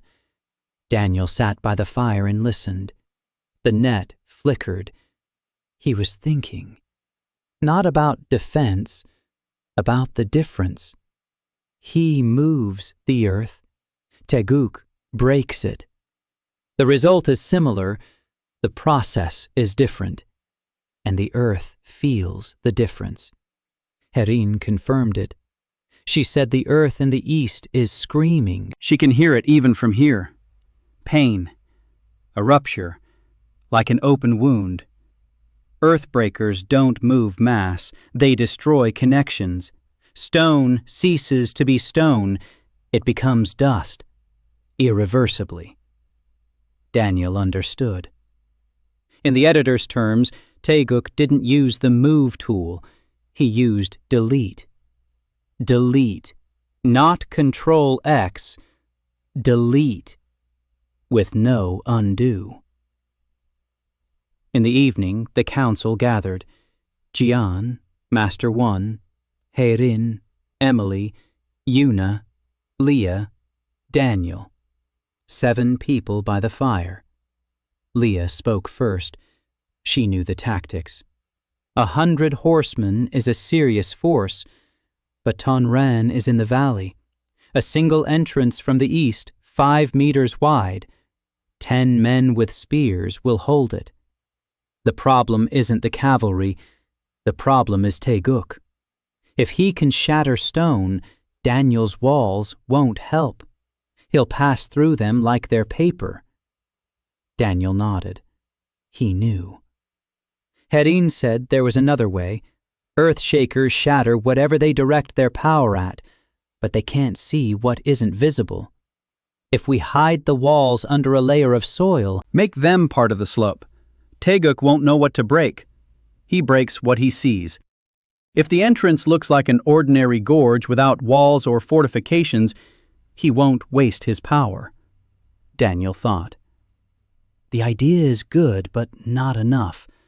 Taguk will see that the passage is narrow. 5 meters is unnatural. He'll figure it out. We need something else. We need to keep Taguk from reaching the entrance at all. We need to slow him down earlier. On the approaches. He unfolded the map. He looked at the eastern approaches to the valley. 2 kilometers from the entrance to open terrain. Slopes, rocks, streams, forest. And an idea came to him. Not a wall, a maze. Not in the valley, in front of it. Ravines, false trails, dead ends, slopes that look passable but lead into a swamp, streams that seem shallow but hide pits. All natural, not a single trace of human intervention. Cavalry rides in and gets lost, splits up, gets confused. And Taguk walks and doesn't know where to break through because there's nothing to break through. No walls, no fortifications, just the terrain, which, for some reason, won't let them through. Leah listened and nodded slowly. She understood the principle. In military engineering, this is called defense by terrain. Don't build a fortress. Turn the land itself into a fortress. Daniel said he needed 3 days. Leah said she'd help with the layout. Emily said she'd draw a map of the traps. Heron said she'd show where the land cooperated. Una said she would forge him a new shovel. Gian said she would give him 20 men for the digging. Daniel looked at them. 6 women by the fire. Each had offered what she did best. He nodded. They started in the morning. Daniel walked along the eastern approaches and marked the ground. There's a ravine right here, 2 meters deep, 4 meters wide. A horse will fall through. A rider would fall. Here is a false trail. It leads to the right. It looks like a road. 200 meters ahead, it ends at a cliff. Here is a stream. It looks knee-deep. Actually, it's a meter deep. The bottom is muddy. A horse would get stuck. He wasn't creating obstacles, he amplified what was already there. The ravine existed. Daniel deepened it by 1 meter and widened it by 2. The false trail existed. Daniel made it more visible and blocked the real trail with rocks. The stream existed. Daniel cleared the rocks from the bottom and let the mud fill the void. Minimal movement, maximum effect. Haren walked beside him and listened to the ground. Here is okay. Here is not okay. Here is an old cemetery under the rocks. Don't touch it. Daniel went around it. Every time, no questions asked. Leah walked on the other side and calculated distances, angles, travel time. She thought like a soldier. If I'm on horseback and see this path, I'll ride along it. If I'm on foot and see this ravine, I'll go around it. So we need a second ravine on the right. And a third on the left. So there's nowhere to go around. Emily drew U. Every ravine, every trail, every stream. The map of traps grew. She called it Tongran's first defensive map. Daniel worked for 3 days. 20 men dug with shovels what he couldn't move with the net without overexerting himself. Una brought a new shovel, lighter than the previous one, with the right balance. Daniel took it and realized that Una was learning. Each shovel was better than the last. By the evening of the 3rd day, the eastern approaches to Tongran had turned into a maze, 2 kilometers of traps. At first glance, ordinary mountainous terrain, slopes, rocks, streams, forest. But every path led to a dead end. Every stream concealed a pit. Every gentle slope ended in a ravine. And not a single trace of human intervention. Everything looked natural, because almost everything was natural. Daniel had only tweaked it, emphasized it, enhanced it. Like a level designer who takes a randomly generated landscape and refines it so the player goes where the designer wants them to go, thinking they're going where they want. Daniel stood on the ridge and looked at his work. Snow was falling on the maze and covering the last traces. In a day, there would be a white field here, smooth, clean, innocent, and deadly for anyone who didn't know the way. Hedin stood beside him. She said the earth was calm. Nothing hurt. Nothing was broken. He hadn't hurt her. He had only asked, and she had agreed. Teguk arrived on the 4th day. Daniel stood on the ridge of the eastern entrance and watched. Far away, a dark line on the white snow. Horsemen. He counted more than 100, maybe 120. A man was walking at the head of the column, not on horseback, on foot, through the snow, without a fur coat, in light clothing. He walked, and the snow parted before him.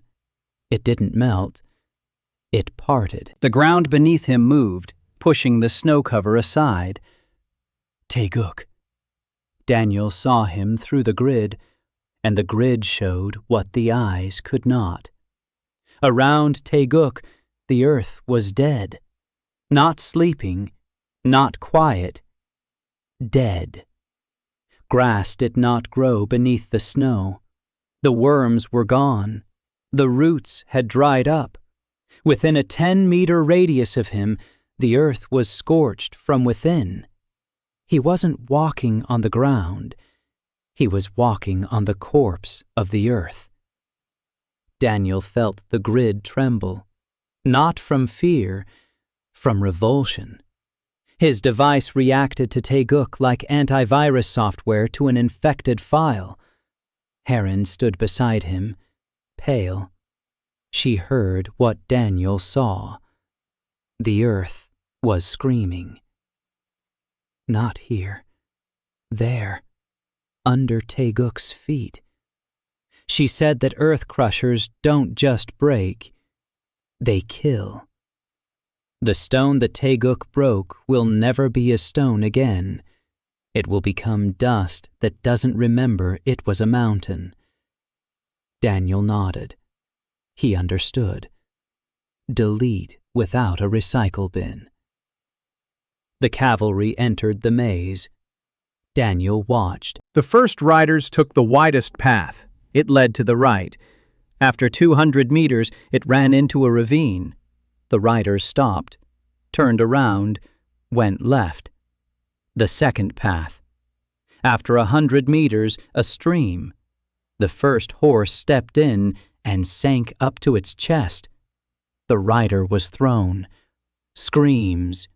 The rest stopped. The cavalry began to spread out. Scouts rode off to look for detours. The detours led to dead ends. The dead ends led to ravines. The ravines led back. A circle. Daniel watched and counted. The maze was working. 100 horsemen who, in open country, would have covered 2 kilometers in 10 minutes, now stood and wandered. 20 minutes. 30. They had covered 400 meters.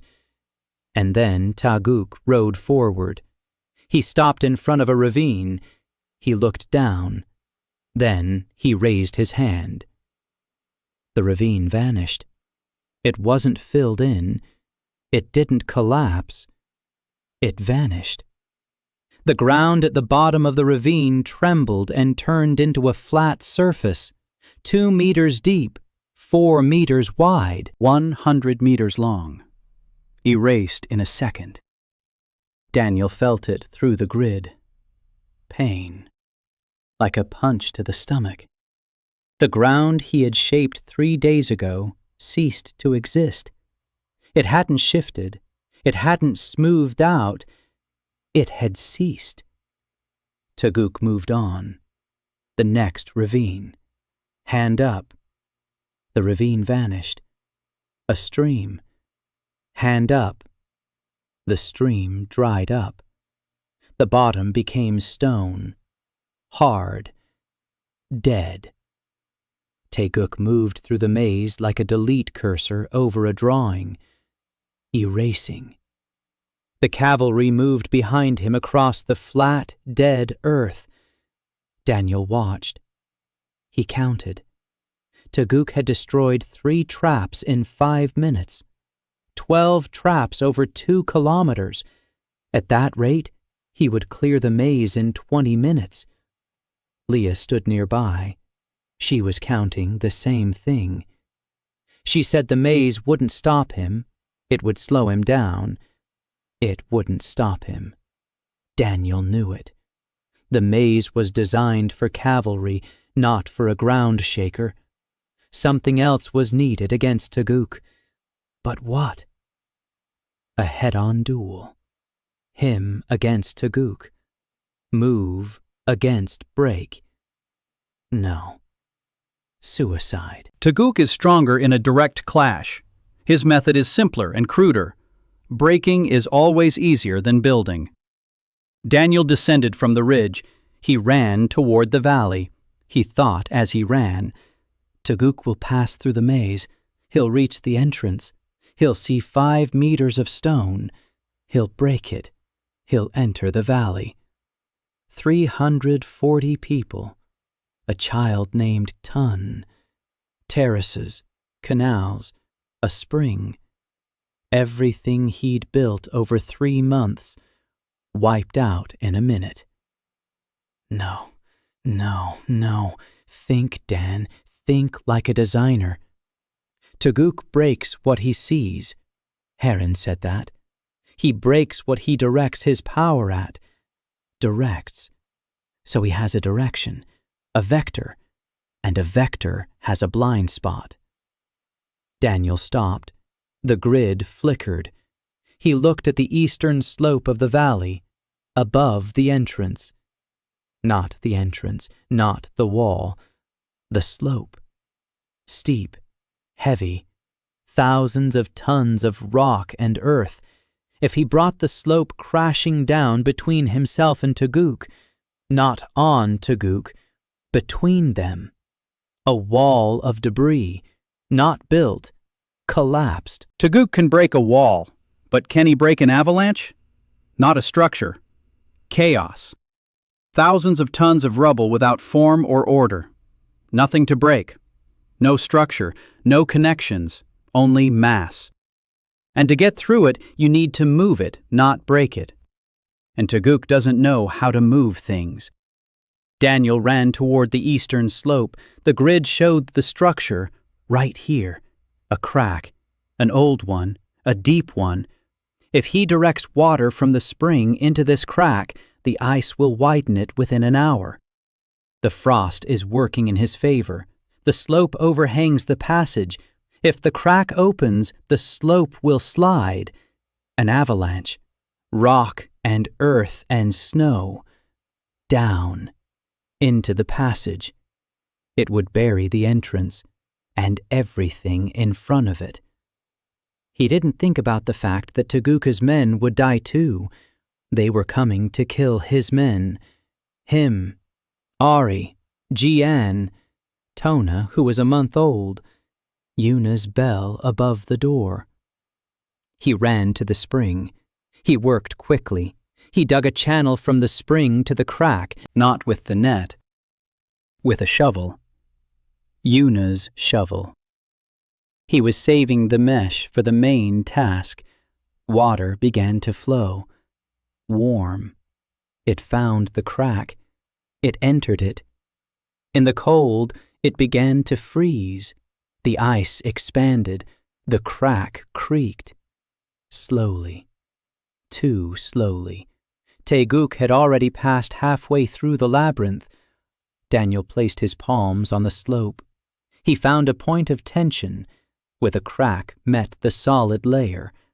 A knot. If he untied this knot, the slope would slide on its own. He pulled. Not hard, not roughly. He released the pressure at a single point, like removing a single brick from an arch.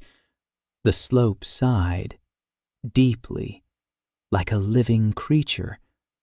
The stone creaked. The earth trembled. Daniel stepped back. He ran backward toward the entrance to the valley. The slope began to slide, slowly at first, then faster. Rocks rolled down, earth crumbled, snow rose in a cloud. A roar filled the valley. An avalanche had come down. Thousands of tons of rock and earth and snow crashed down the pass, filling it, Burying it. Dust hung in the air for 10 minutes. When it settled, Daniel saw the result.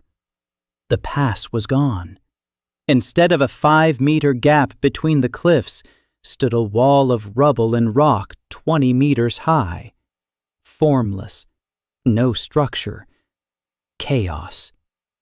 And somewhere behind that wall stood Toguk. Daniel waited. A minute, 2, 5. The wall shifted. In one spot, the rocks moved. Taeguk was trying. Daniel could see through the mesh. Taeguk was directing his power into the rubble, and the power dissipated. There was nothing to aim at. No structure means nothing to break. Each stone separately. Thousands of separate stones. To break each one, you have to direct your power at each one 1,000 times. The wall shook again and froze. Taeguk stopped. Daniel stood on this side and breathed. Blood was flowing from his nose, from both ears, from his left eye. He saw the world red on one side. His vision was flickering. His legs wouldn't hold him. He sat down. Then he lay down. The snow was cold and wet. He lay there and looked up at the sky. 2 moons, white and red. You could even see them in the daytime. He hadn't defeated Taeguk. He'd dodged, brought the slope crashing down between them and bought himself time. Taeguk would leave, find another way, or bring more people, or just tear down the wall stone by stone, day after day. But today, Tongran stands. Today, Ari is alive. Today, Yuna's bell rings.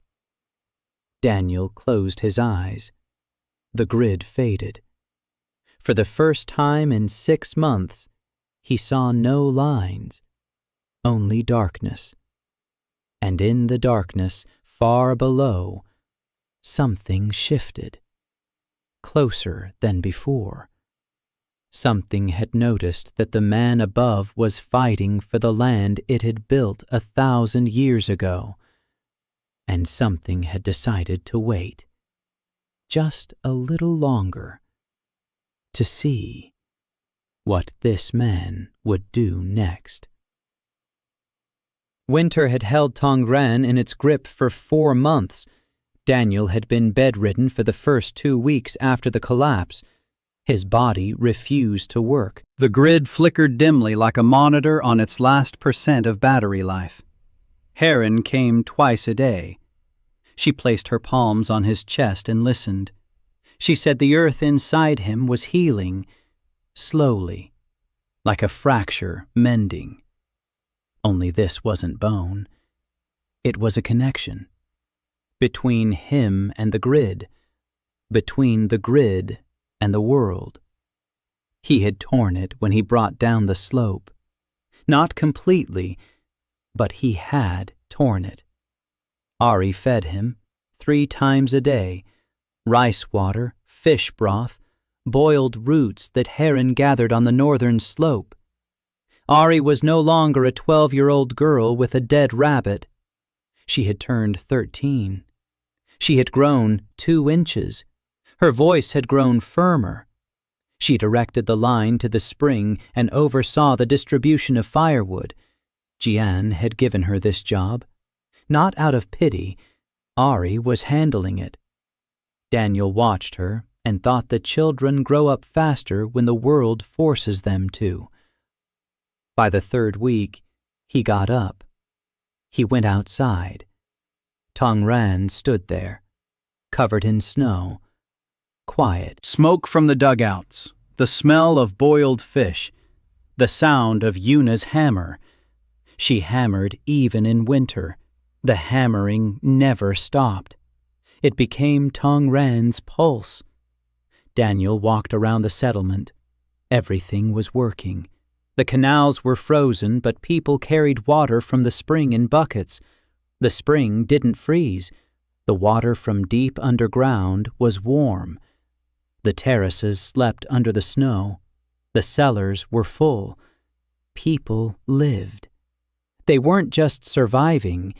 They lived. They cooked food. They mended clothes. They told stories. They argued. They laughed. Tongran breathed. The rubble wall to the east still stood. Daniel approached it. He looked through the mesh. The wall hadn't changed. Toguk hadn't returned. Yet. Jian's scouts went through the western exit and returned with news. The Horde had retreated eastward. Winter hit the nomads harder than the mountain dwellers. The horses had nothing to eat.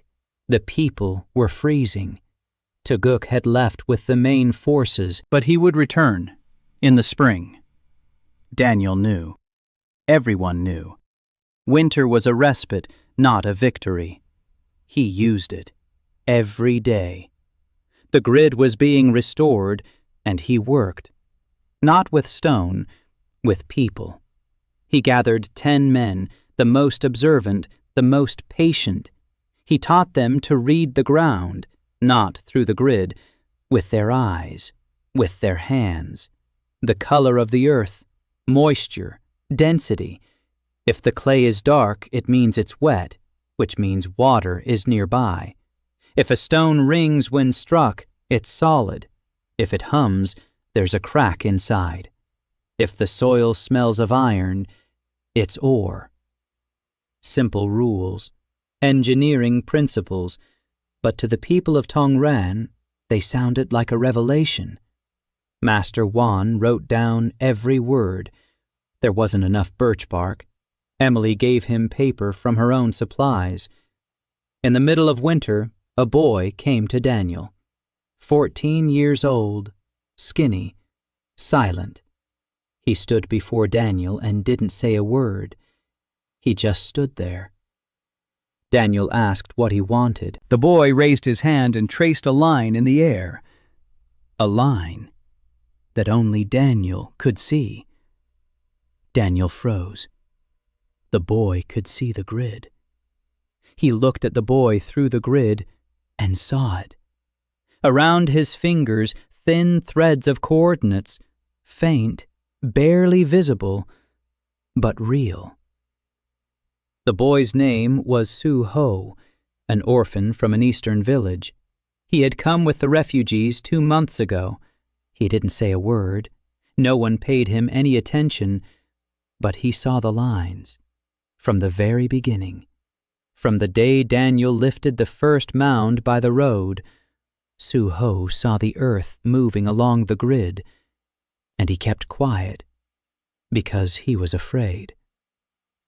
Daniel sat down next to him. He was silent for a long time. Then he asked what he saw. Su-ho said he saw lines, thin ones, blue ones, on everything, on the ground, on the rocks, on the water, on people. Daniel nodded. He saw the same thing, but on people. That was new. Daniel had never seen a grid on living beings, only on the ground and on stones and on water. He asked Su-ho to show him. The boy reached out his hand toward Daniel and traced a line in the air near his shoulder, and Daniel saw it. For a moment, a flicker, as if the grid on his own body had responded to the touch of another's grid. 2 instruments had recognized each other. It was frightening. Daniel didn't say it out loud, but he thought it. If the grid is transferable, then it isn't unique. Then it isn't his personal gift. It's a system. And a system has rules. There are versions. There are users. There is an administrator. And the administrator went underground 1,000 years ago. He began to teach Su-ho, carefully, little by little, selecting a small section, reading parameters, no movement, only reading. The boy learned eagerly, like a hungry man eating. Every morning he came and sat down next to him. Every evening he left with new knowledge. Heron watched. One evening she told Daniel she was afraid, not for Suho, for the world. One person with a grid is a miracle. 2 is a pattern, and a pattern means there will be more, and not all of them would be kind. Daniel didn't answer. He was thinking the same thing. Spring came early. The snow began to melt at the end of the 3rd month. The canals came to life. The terraces awoke. People went out into the fields. They worked from dawn to dusk. New seeds, new furrows. Tongran was preparing for a year that might not be. The population had grown to 400. More came in the winter, 2 at a time, 3. Families, lonesomes, all from the east, all from the Horde. Rumors of the valley beyond the wall were spreading. People spoke of a man who moved mountains. Daniel winced when he heard it. He didn't move mountains. He moved earth. The difference was huge. But people didn't need precision. They needed hope. And hope always exaggerates. On the first day of spring, Daniel climbed the eastern ridge. He looked at the rubble wall. It stood. But the spring water was washing away the foundation. In a month, it would settle. In 2, it would collapse. And the passage would open. Taguk would return. With greater forces. With a plan. With fury. Daniel stood on the ridge and looked east. The grid shimmered. It was stronger than before the collapse, brighter, wider. The winter break had restored the connection, and something else had changed. He could see farther. Before, the grid showed details at a distance of 100 meters. Now, a kilometer. He saw the eastern slope of the ridge. He saw Taguk's tracks, dead strips of land where the earth shaker had passed, scars. And he saw further. The steppe, endless, flat, and dots on it. Many dots, thousands. A horde. It was camped 2 days' journey from the ridge, waiting for spring. Just like him. A year had passed. Tongran had become a city, not a village, a city. 2,000 people. Daniel stood in the central square and didn't recognize the place he had come to a year ago. Stone houses on the southern slope. 12 terraces instead of 8. The people had built 4 additional ones themselves, based on his drawings but without his grid. Crooked. But it works. Yuna's smithy had grown into a workshop. 3 forges, 6 apprentices. Yuna forged more than just tools. She forged door hinges, bolts, hooks for cauldrons, knives, things for living. Each item made Tongran feel more real. A door on hinges isn't the entrance to a dugout. It's the entrance to a house. Emily took a separate room in the communal house. The walls are covered with maps.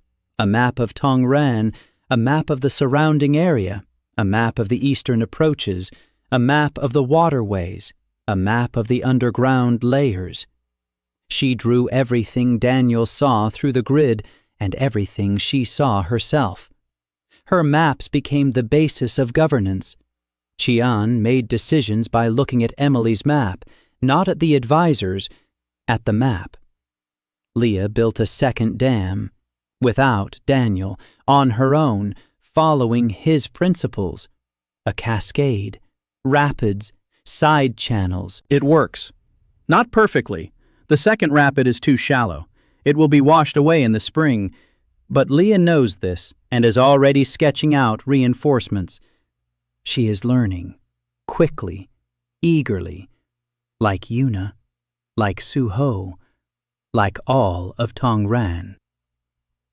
These people wanted to learn, not because they're curious, because there's no other way to survive. Jian has changed the most. She's 16. She's half a head taller. Her hair is longer. Her voice is steadier. She no longer commands with a tone that's too big for her. Her voice fits her now. She runs Tongran like a body she has learned to feel. She knows how much grain is in the cellars. She knows who is sick. She knows where the roof leaks. She knows every child's name. The clay model Daniel made for her stands in her room, updated. She adds new houses herself, new terraces, new canals. With small pieces of clay she molds in the evenings. It is her principality. She holds it in her hands, literally. Daniel was working on the western entrance, expanding it, not for defense, for trade. Tongran could no longer live in isolation. 2,000 people need cloth, salt, metal, things that cannot be grown on terraces. The western entrance led to the plains and to other principalities. Caravans were already arriving, 1 a month, then 2. Merchants brought cloth and salt and took away fish and mountain herbs. And stories. Stories about a man who moves mountains. The stories spread like smoke. And they attracted more than just merchants. At the end of the first year, envoys arrived, 3 of them, from the Principality of Gyeongbo, the very one from which Leah had fled. They came through the western entrance, dressed in their finest, with gifts, with a letter on silk. Prince Gyeongbo expressed his admiration. Prince Gyeongbo proposed an alliance. Prince Gyeongbo would like to invite the landscape master to his capital for consultations. Daniel read the letter and heard what was not written. For consultations meant forever. To invite meant to take. Alliance meant submission. Leah stood in the corner and watched the envoys. Her face was stony. She knew these people. She had served their prince. She knew what his invitations meant. Daniel politely declined. The envoys left.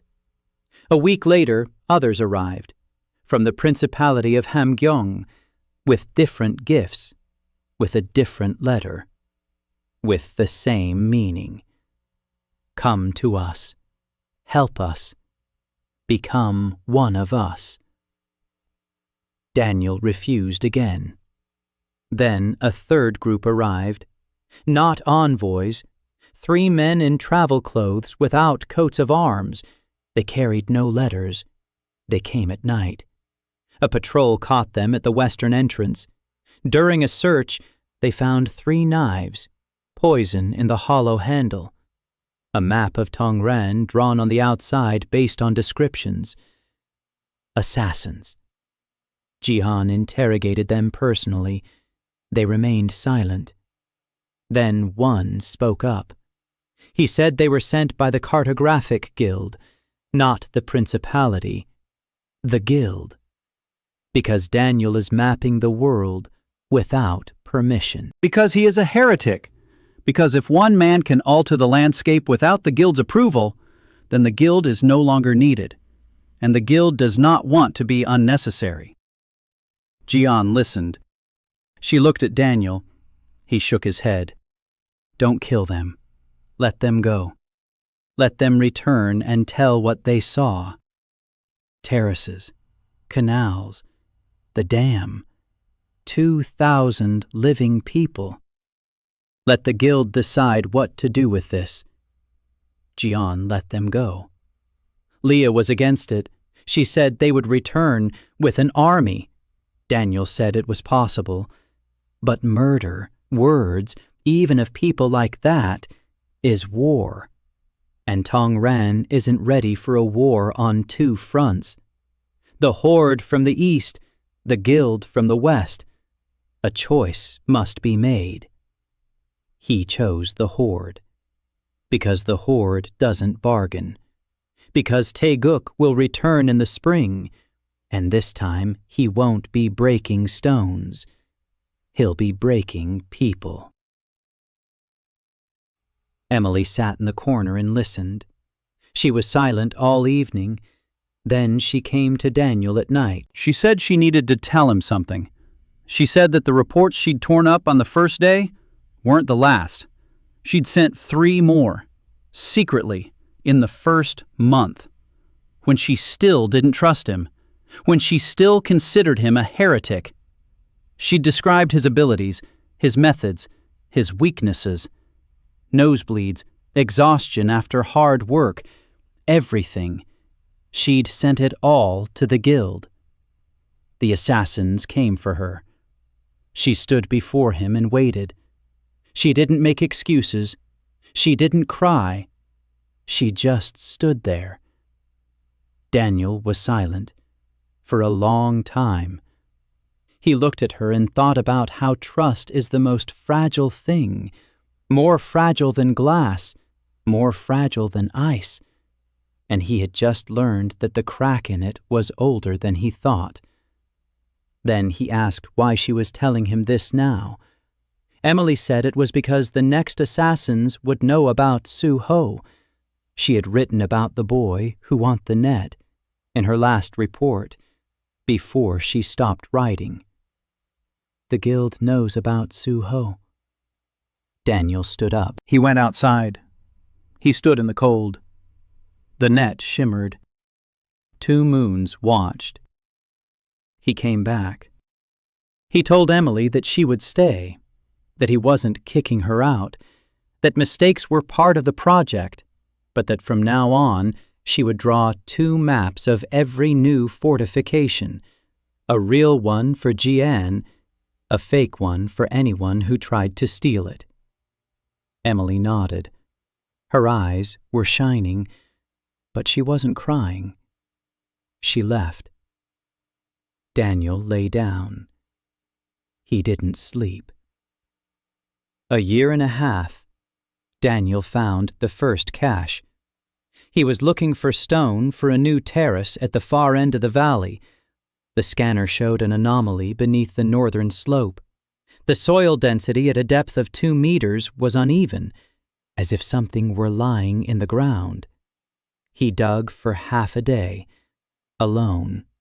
He didn't call anyone, with his hands and a shovel, then with the detector, carefully, layer by layer.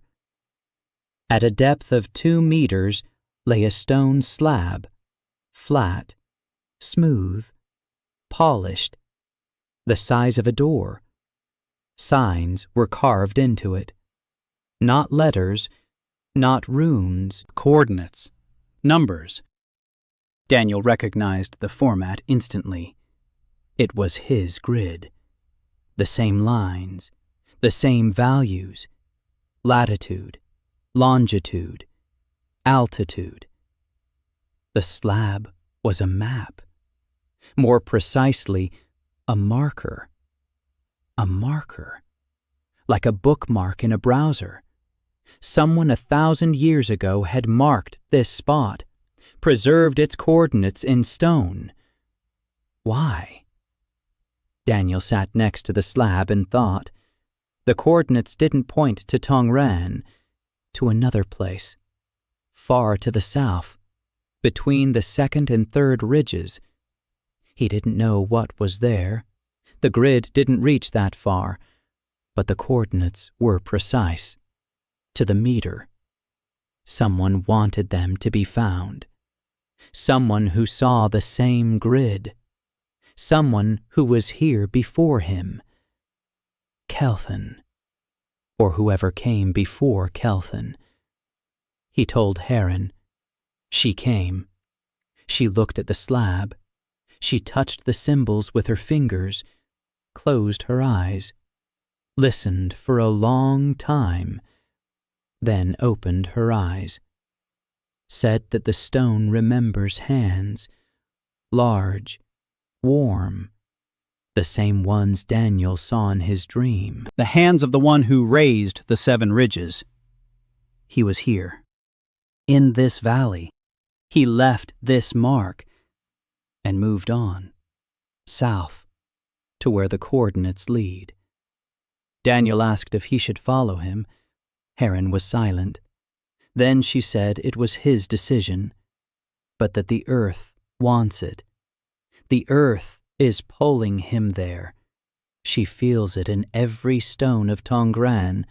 The earth is waiting for him to follow the trail. Daniel put the slab back in place. He covered it up.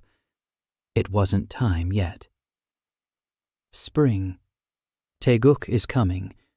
First survive, then search. The scouts confirmed it. The horde has moved. Not 100 horsemen like last time, thousands.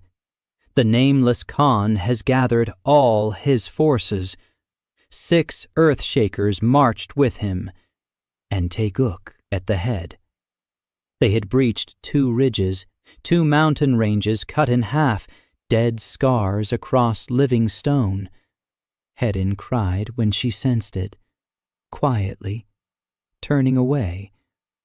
But Daniel saw. The council gathered.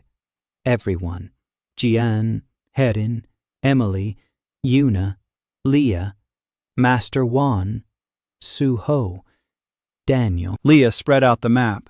Emily added to it. The situation was clear. The horde was coming from the east. Thousands of them. 6 earth-shakers. The rubble wall at the entrance wouldn't hold against 6 of them. Teguk alone couldn't. 6 of them would. Daniel looked at the map. He thought. Not about the walls, about the terrain. The horde is advancing across the steppe. The steppe is flat, open. Cavalry on the steppe is invincible. But what if the steppe ceases to be a steppe?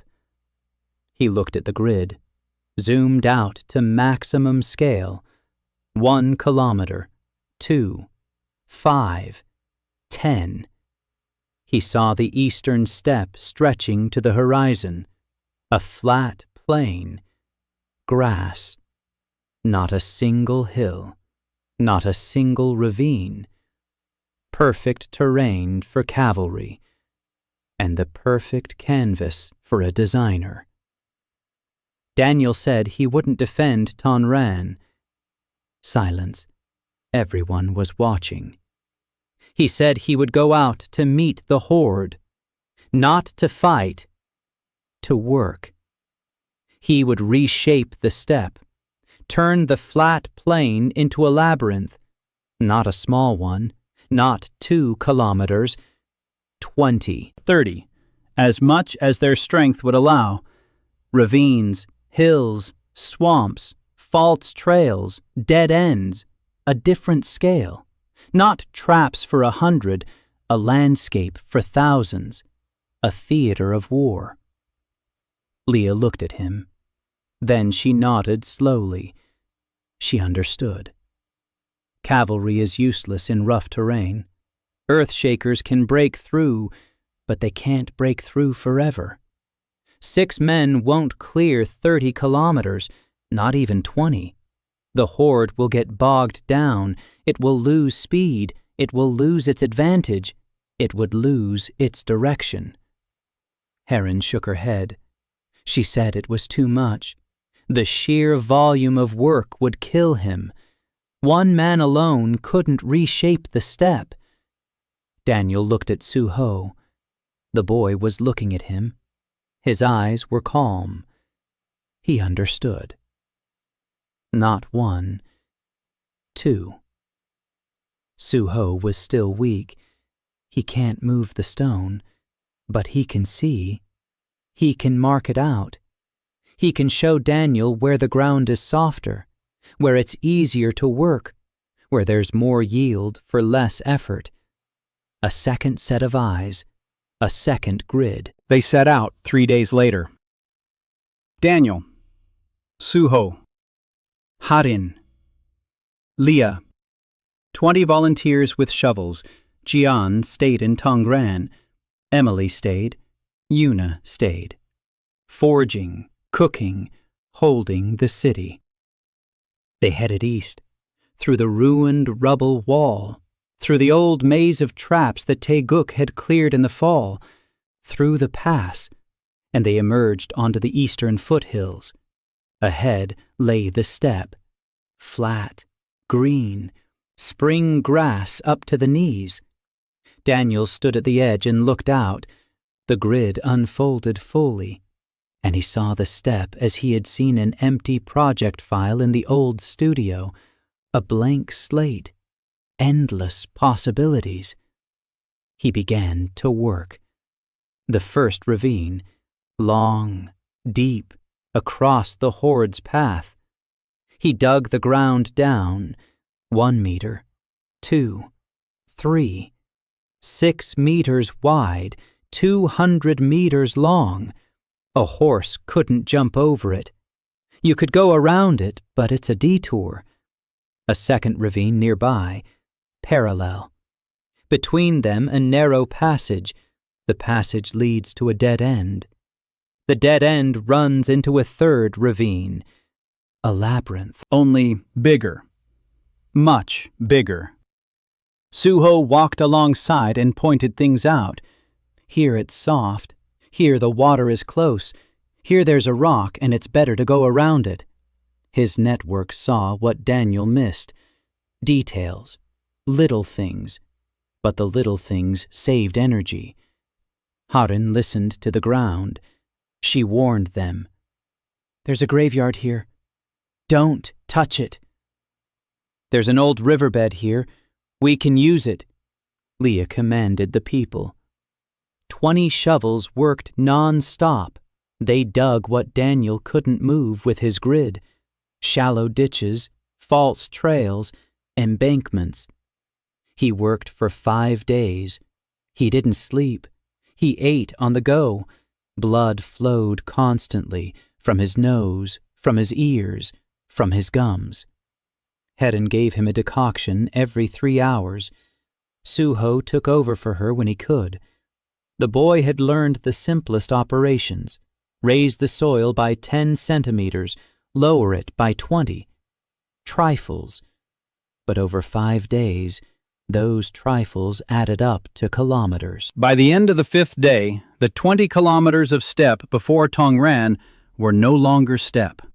The flat plain had turned into rugged terrain, ravines, hills, swamps in the lowlands where he had directed the groundwater, false trails leading in circles, passages that narrowed and ended at cliffs, all natural, not a single right angle, not a single wall, only the earth that no longer lets you through. Daniel stood on the last hill and looked at his work. Then he fell, face down in the grass. Suho and Leah carried him back. 2 days, on a stretcher made of poles and Jian's cloak, the Horde entered the labyrinth a week later. Daniel lay in Tongran and saw everything through the grid. It had become part of his consciousness. He could close his eyes and see the land from miles around, every ravine, every hill, every horse that stumbled on the false trail. Thousands of horsemen stretched out over 20 kilometers of rugged terrain. The column broke up. The vanguard turned left down a false path. The main force ran into a ravine and turned back. The rear guard lost sight of the vanguard and stopped. The Earthshakers were working, all 6 of them. Daniel saw them breaking through his ravines, one after another. But there were hundreds of ravines, and each one they broke through opened the way to the next, and the next led to a dead end, and the dead end led to a swamp. 6 Earthshakers could break through anything, but not all at once, and not quickly. Each moved to a different section. They split up and got lost. Because the maze had no center, no logic, no plan. It was chaotic, like nature. Daniel knew the secret to good level design. A level should look random but lead the player where they need to go. Here, he applied the opposite principle. The level looked random and led to nowhere. Because nowhere was the goal. Not to let them through. Not to kill. To slow them down. To wear them out. To make them waste time. Time the Horde doesn't have. Spring is short. The horses need grass. The people need water. Supplies are running out. And ahead lie another 20 kilometers that go on forever. Taeguk walked ahead, alone, without a horse, just like last time. He broke everything in his path. Ravines crumpled, hills crumbled, swamps dried up. But behind every obstacle he broke stood the next one, and the next, and the next. Taeguk walked for 3 days. He covered 12 kilometers. 8 remained. Daniel could feel him through the grid. He could feel the fury. Taeguk was tearing up the earth more and more brutally, more and more viciously. The dead zones behind him were expanding. He wasn't just clearing obstacles, he was the earth. Scorched it. Roots, worms, seeds, everything living in the soil turned to ash. The earth screamed. Heron heard. Daniel saw. And the earth remembered. Every dead meter, every killed root, every scorched worm. The earth of Terai remembered. And it counted. On the 4th day, Daniel stood up. His body ached. The grid flickered, but he could walk. He could work. He left Tongran through the eastern passage, alone. Harin followed him. He didn't stop her. Suho set off. Daniel stopped him, told him to stay. The boy obeyed. Daniel and Harin walked toward Taeguk. Not fast. Daniel couldn't go fast. They met at the 13th kilometer. Taeguk stood in the middle of a dead field. Around him was a circle of scorched earth with a radius of 20 meters, gray dust instead of grass, cracks instead of soil. He was tall, thin, older than Daniel had expected, about 50. A face scarred by the wind, eyes empty. Not angry, empty, like a burnt-out screen. Taeguk saw Daniel and stopped. They looked at each other across 100 meters of dead earth. Taeguk said something. His voice was quiet. The wind carried fragments of it. He said that Daniel drew well. But drawings don't stop the hammer. Daniel didn't answer. He looked through the mesh. He saw Taeguk as a set of data, and he saw what Taeguk didn't know. 3 cemeteries. Taeguk had walked through 3 cemeteries in 4 days. Small, old, forgotten, stones with names no one remembers. But the earth remembers. The earth remembers every bone, every speck of dust, and Taeguk had broken them. Without knowing, without noticing. To him it was just soil. To the earth, they were her children. Daniel placed his palms on the ground, not in front of him, on the ground where he stood, alive, untouched by Taeguk. He didn't move the soil, he didn't raise a wall, he didn't dig a ravine. He asked, not with words, not with images. He showed the earth what Taeguk had done to the 3 cemeteries. He showed the dead patches. He showed the scorched roots. He showed the bones that had turned to dust. And he asked, not for himself, for them, for those who lie in the earth and whose peace had been disturbed. The earth listened for a long time. A second, 2, 3, an eternity. And it answered. Beneath Teguk's feet, the earth trembled. He looked down. A crack ran from his right foot, then from his left. They spread apart slowly. Teguk raised his hand. He directed his power downward. He tried to break what was opening up, but it wasn't a structure. It was a will. The will of the earth, which had decided that enough was enough. The earth split open beneath him. Not a sinkhole, not a pit. A crevice. Narrow. Deep. Teguk fell slowly, or so it seemed. He screamed, not out of fear, out of rage. He pounded his fists against the walls of the crevice, and the stone crumbled. But the crevice was deeper than his strength, deeper than any strength, because it went all the way to the very heart, to the place where something big and old had been sleeping for 1,000 years, and that something woke up for a second, for a single second, long enough to close the crevice. The rock snapped shut, quietly, without a crash, like a mouth closing. Teguk vanished. The earth settled smoothly over him. Grass will grow here by summer. The worms will return by fall. In a year, no one will find this place. Daniel stood and looked at the flat ground. His hands were shaking. He hadn't killed Teguk. The earth had killed Teguk. He had only asked. But the difference between a request and a command was thinner than he thought, and that frightened him. Herde stood beside him. She was silent.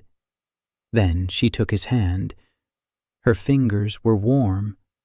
She didn't say he'd done the right thing. She didn't say it was wrong. She just held his hand. The Horde saw it.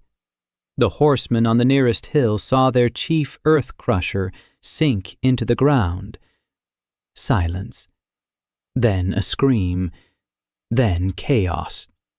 The 5 remaining earth crushers stopped. They sensed that the earth was no longer neutral. It was evil. It remembered what they had done, and it was waiting. The cavalry began to turn back, not all of them, but many. Panic spread like water through cracks. The labyrinth that had once merely been an obstacle now terrified them. Every ravine could be a mouth. Every hill could be a trap. The earth was no longer just earth. It was the enemy. The nameless Khan stood atop a hill in the center of his crumbling army. Daniel saw him through the mesh. Far away, a small figure. But even from miles away, it was clear that this man was not afraid. He looked at the spot where the earth had swallowed Teguk. Then he turned to his men and gave the order. Retreat! The Khan did not flee. He was leaving. Slowly, with dignity, taking his men with him. The Horde was turning back. Thousands of horsemen along 1,000 false trails. It would take them a week to find their way out of the labyrinth. A year had passed since the Horde's retreat. Tongran had become the heart of the new alliance. 5 principalities had sent representatives, not ambassadors with letters. People, engineers, builders, surveyors. They wanted to learn. Jian received them. She was 17. She sat in the community hall before a clay model that had doubled in size. Every new house, every new terrace, every canal. She knew her valley like the back of her hand. When the representatives of the principalities arrived, she placed the model before them and spoke. "This is what we have built. This is what works. This is what we can show you." The representatives looked at the model and remained silent. Then they went to see the real Tongran and remained silent even longer. 4,000 people, 20 terraces, 3 dams, a smithy, workshops, a school. Yes, a school, Daniel insisted. Su-ho taught the children to read the soil, not through a grid, with their hands, with their eyes, their noses, just as Daniel had taught him. And Daniel taught Su-ho to work with the grid. The boy grew up, 15 years old, skinny no longer from hunger, but from growing. His grid had strengthened. He could lift the soil a little, 10 centimeters per square meter, a trifle. But a trifle that a year ago would have been impossible. The Cartographic Guild sent a new delegation, not assassins, diplomats. An old man in fine clothes, an advisor to the head of the guild. He walked around Tongran for 2 days. He looked, he counted, he touched the walls, he drank water from the spring. Then he stood before Daniel and said that the guild was ready to recognize him. Not as a heretic, as a master, on the condition that he coordinate major projects with the guild. Daniel asked what counted as major. The old man said, anything that changes the map. Daniel almost smiled. Everything he does changes the map. That's the whole point. He said he would send the guild copies of Emily's maps after the work is finished. Not before, after. The guild would know what he'd done, but wouldn't tell him what to do. The old man was silent for a long time. Then he nodded. The guild didn't want to fight the men who'd made the earth swallow Teguka. It wasn't a concession. It was common sense. Emily drew. Every day. She'd changed. She'd become quieter, more attentive. Her maps gained a depth they hadn't had before. She wasn't just drawing the surface, the underground layers, water veins, tree roots. She saw the world through Daniel's eyes and translated it onto paper. Her latest map of Tongran was so accurate that Daniel checked it against the grid and found a discrepancy of 2 meters. Over 12 kilometers. 2 meters. He told her it was the best map he'd ever seen. She said it was the best map she'd ever made, and that she wasn't a cartographer anymore. She was an architect, just like him. Una forged every day. Her workshop had grown. 8 apprentices. She made things for all 5 principalities of the Union, tools, hinges, locks, knives, but every evening she worked on something of her own, something small. She didn't show it to anyone. Daniel didn't ask. Leah was drawing the 3rd dam, a bridge across the gorge, a road through the western pass. Every drawing was better than the last. She no longer drew weapons, not once in 2 years. One evening she sat with Daniel by the river, smoking, silent. Then she said he had changed her life. Not loudly, not solemnly, like a fact, like a dimension on a drawing. Daniel said she had changed her own life. Leah exhaled smoke and said that was the most engineering-like thing anyone could say in response. Ash. Daniel had found her 3 months ago, in a stone niche beneath a hill at the far end of the valley, near the 2nd marker. Another stone slab with coordinates, and a niche. And in the niche, a girl, sleeping, breathing, alive, but sleeping so deeply that no sound could wake her. Horde listened to her body. She said she wasn't sleeping. She was waiting. Daniel didn't understand. Horde said that Ash's body wasn't sleeping. It had stopped, like a clock that doesn't run. She isn't aging. She isn't changing. Just waiting. 1,000 years. Maybe longer. Daniel sat next to her every evening. A week. 2. 3. In the 4th week, Ash opened her eyes. She looked at him and said one word. A name. Not his name. Another. Kelhan. Then she closed her eyes, then opened them again, looked around, got scared. Daniel spoke to her softly, slowly. She didn't remember anything, fragments, words she shouldn't know, coordinates that floated into her head like bubbles. A grid. She saw a grid, faintly, as if through a fogged-up window. But she saw it. Daniel didn't ask who she was. He didn't interrogate her. He asked what kind of house she wanted. Ash was silent. Then she timidly described it. Small, by a stream, with a window facing east so she could see the sunrise, with a roof that makes a sound when it rains. Daniel built her that house in 2 days. Stone, a roof of wood and clay, a window facing east, a stream 10 steps away. Ash went inside. She lay down on the bedding, and for the first time in 1,000 years, she fell into a real sleep. Not anticipation. Sleep. And that night she whispered in her sleep. Daniel sat beside her and listened. She whispered a name, over and over.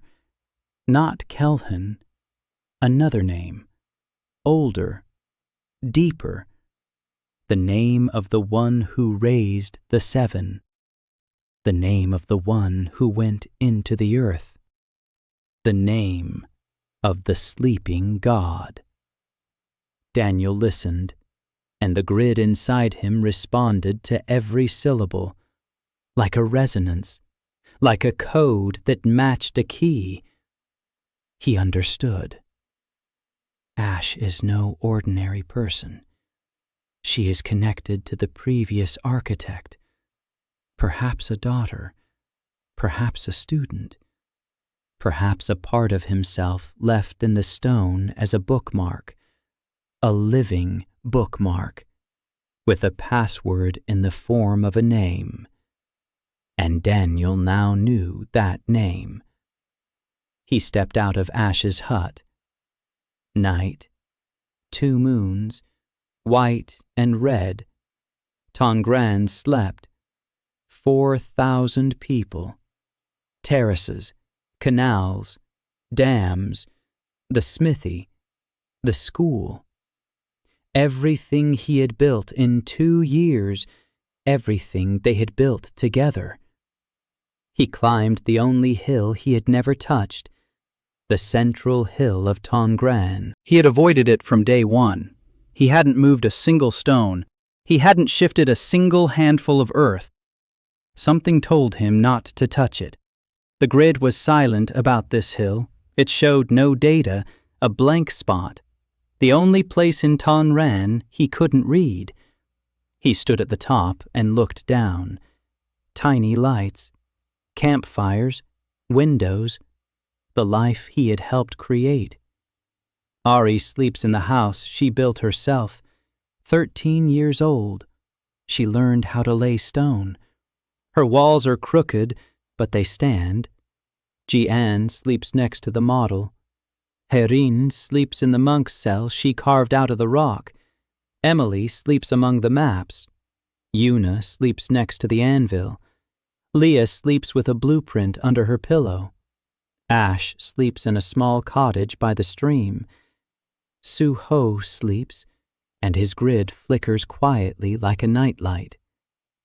Everyone is asleep, and Daniel stands on a hill that isn't his, and for the first time he hears the earth clearly, not through the grid, not through data, directly.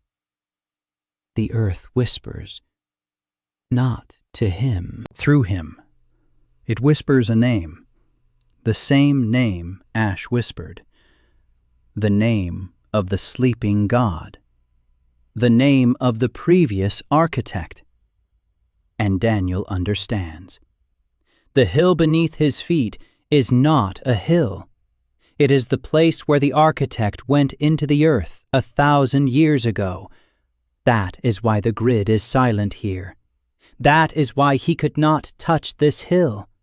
Here sleeps the one who called him, the one who began building Terai 1,000 years ago and never finished, the one who sensed the world crumbling without supervision and reached across all layers of reality to find the one who would continue his work, and found him in a small studio in Seattle. A guy who, every night until 4 a.m, drew mountains that don't exist, rivers that will never flow, valleys where no one will ever live. Only now the mountains exist, the rivers flow, and 4,000 people live in the valley. And a child named Tun, who is 1.5 years old, is taking his first steps on the stone terrace built by a man from another world. Daniel stood on the hill and listened to the name, and the earth listened to him. And between them was a silence full of understanding. He won't go home. There is no home anymore. Home is here, under his feet. In every stone he moved, in every channel he dug, in every face he remembers. He is an architect, not of levels, not of mods, of the world. And the world is finally not a file on the desktop. The world is real. He turned to go down and saw Ari. She was standing at the foot of the hill. She hadn't slept. She'd come for him. As always. She looked up at him. A 13-year-old girl who, 2 years ago, had sat by a broken wagon with a dead rabbit. Now she has a home of her own, responsibilities of her own, calluses on her palms, and the gaze of someone who knows what it means to lose everything and build it all over again. She said quietly, "Uncle, Please take care of yourself." Daniel walked down to her, stood beside her, looked at Tongran, at the lights, at the 2 moons, at the grid that flickered quietly and calmly like the breath of a sleeping world. He placed his palm on the ground. The grid flared, brighter than ever. Not his, the shared one, the very one left by the sleeping god. It stretched from horizon to horizon, all 7 ridges, all the rivers, all the valleys, the whole world. Terai.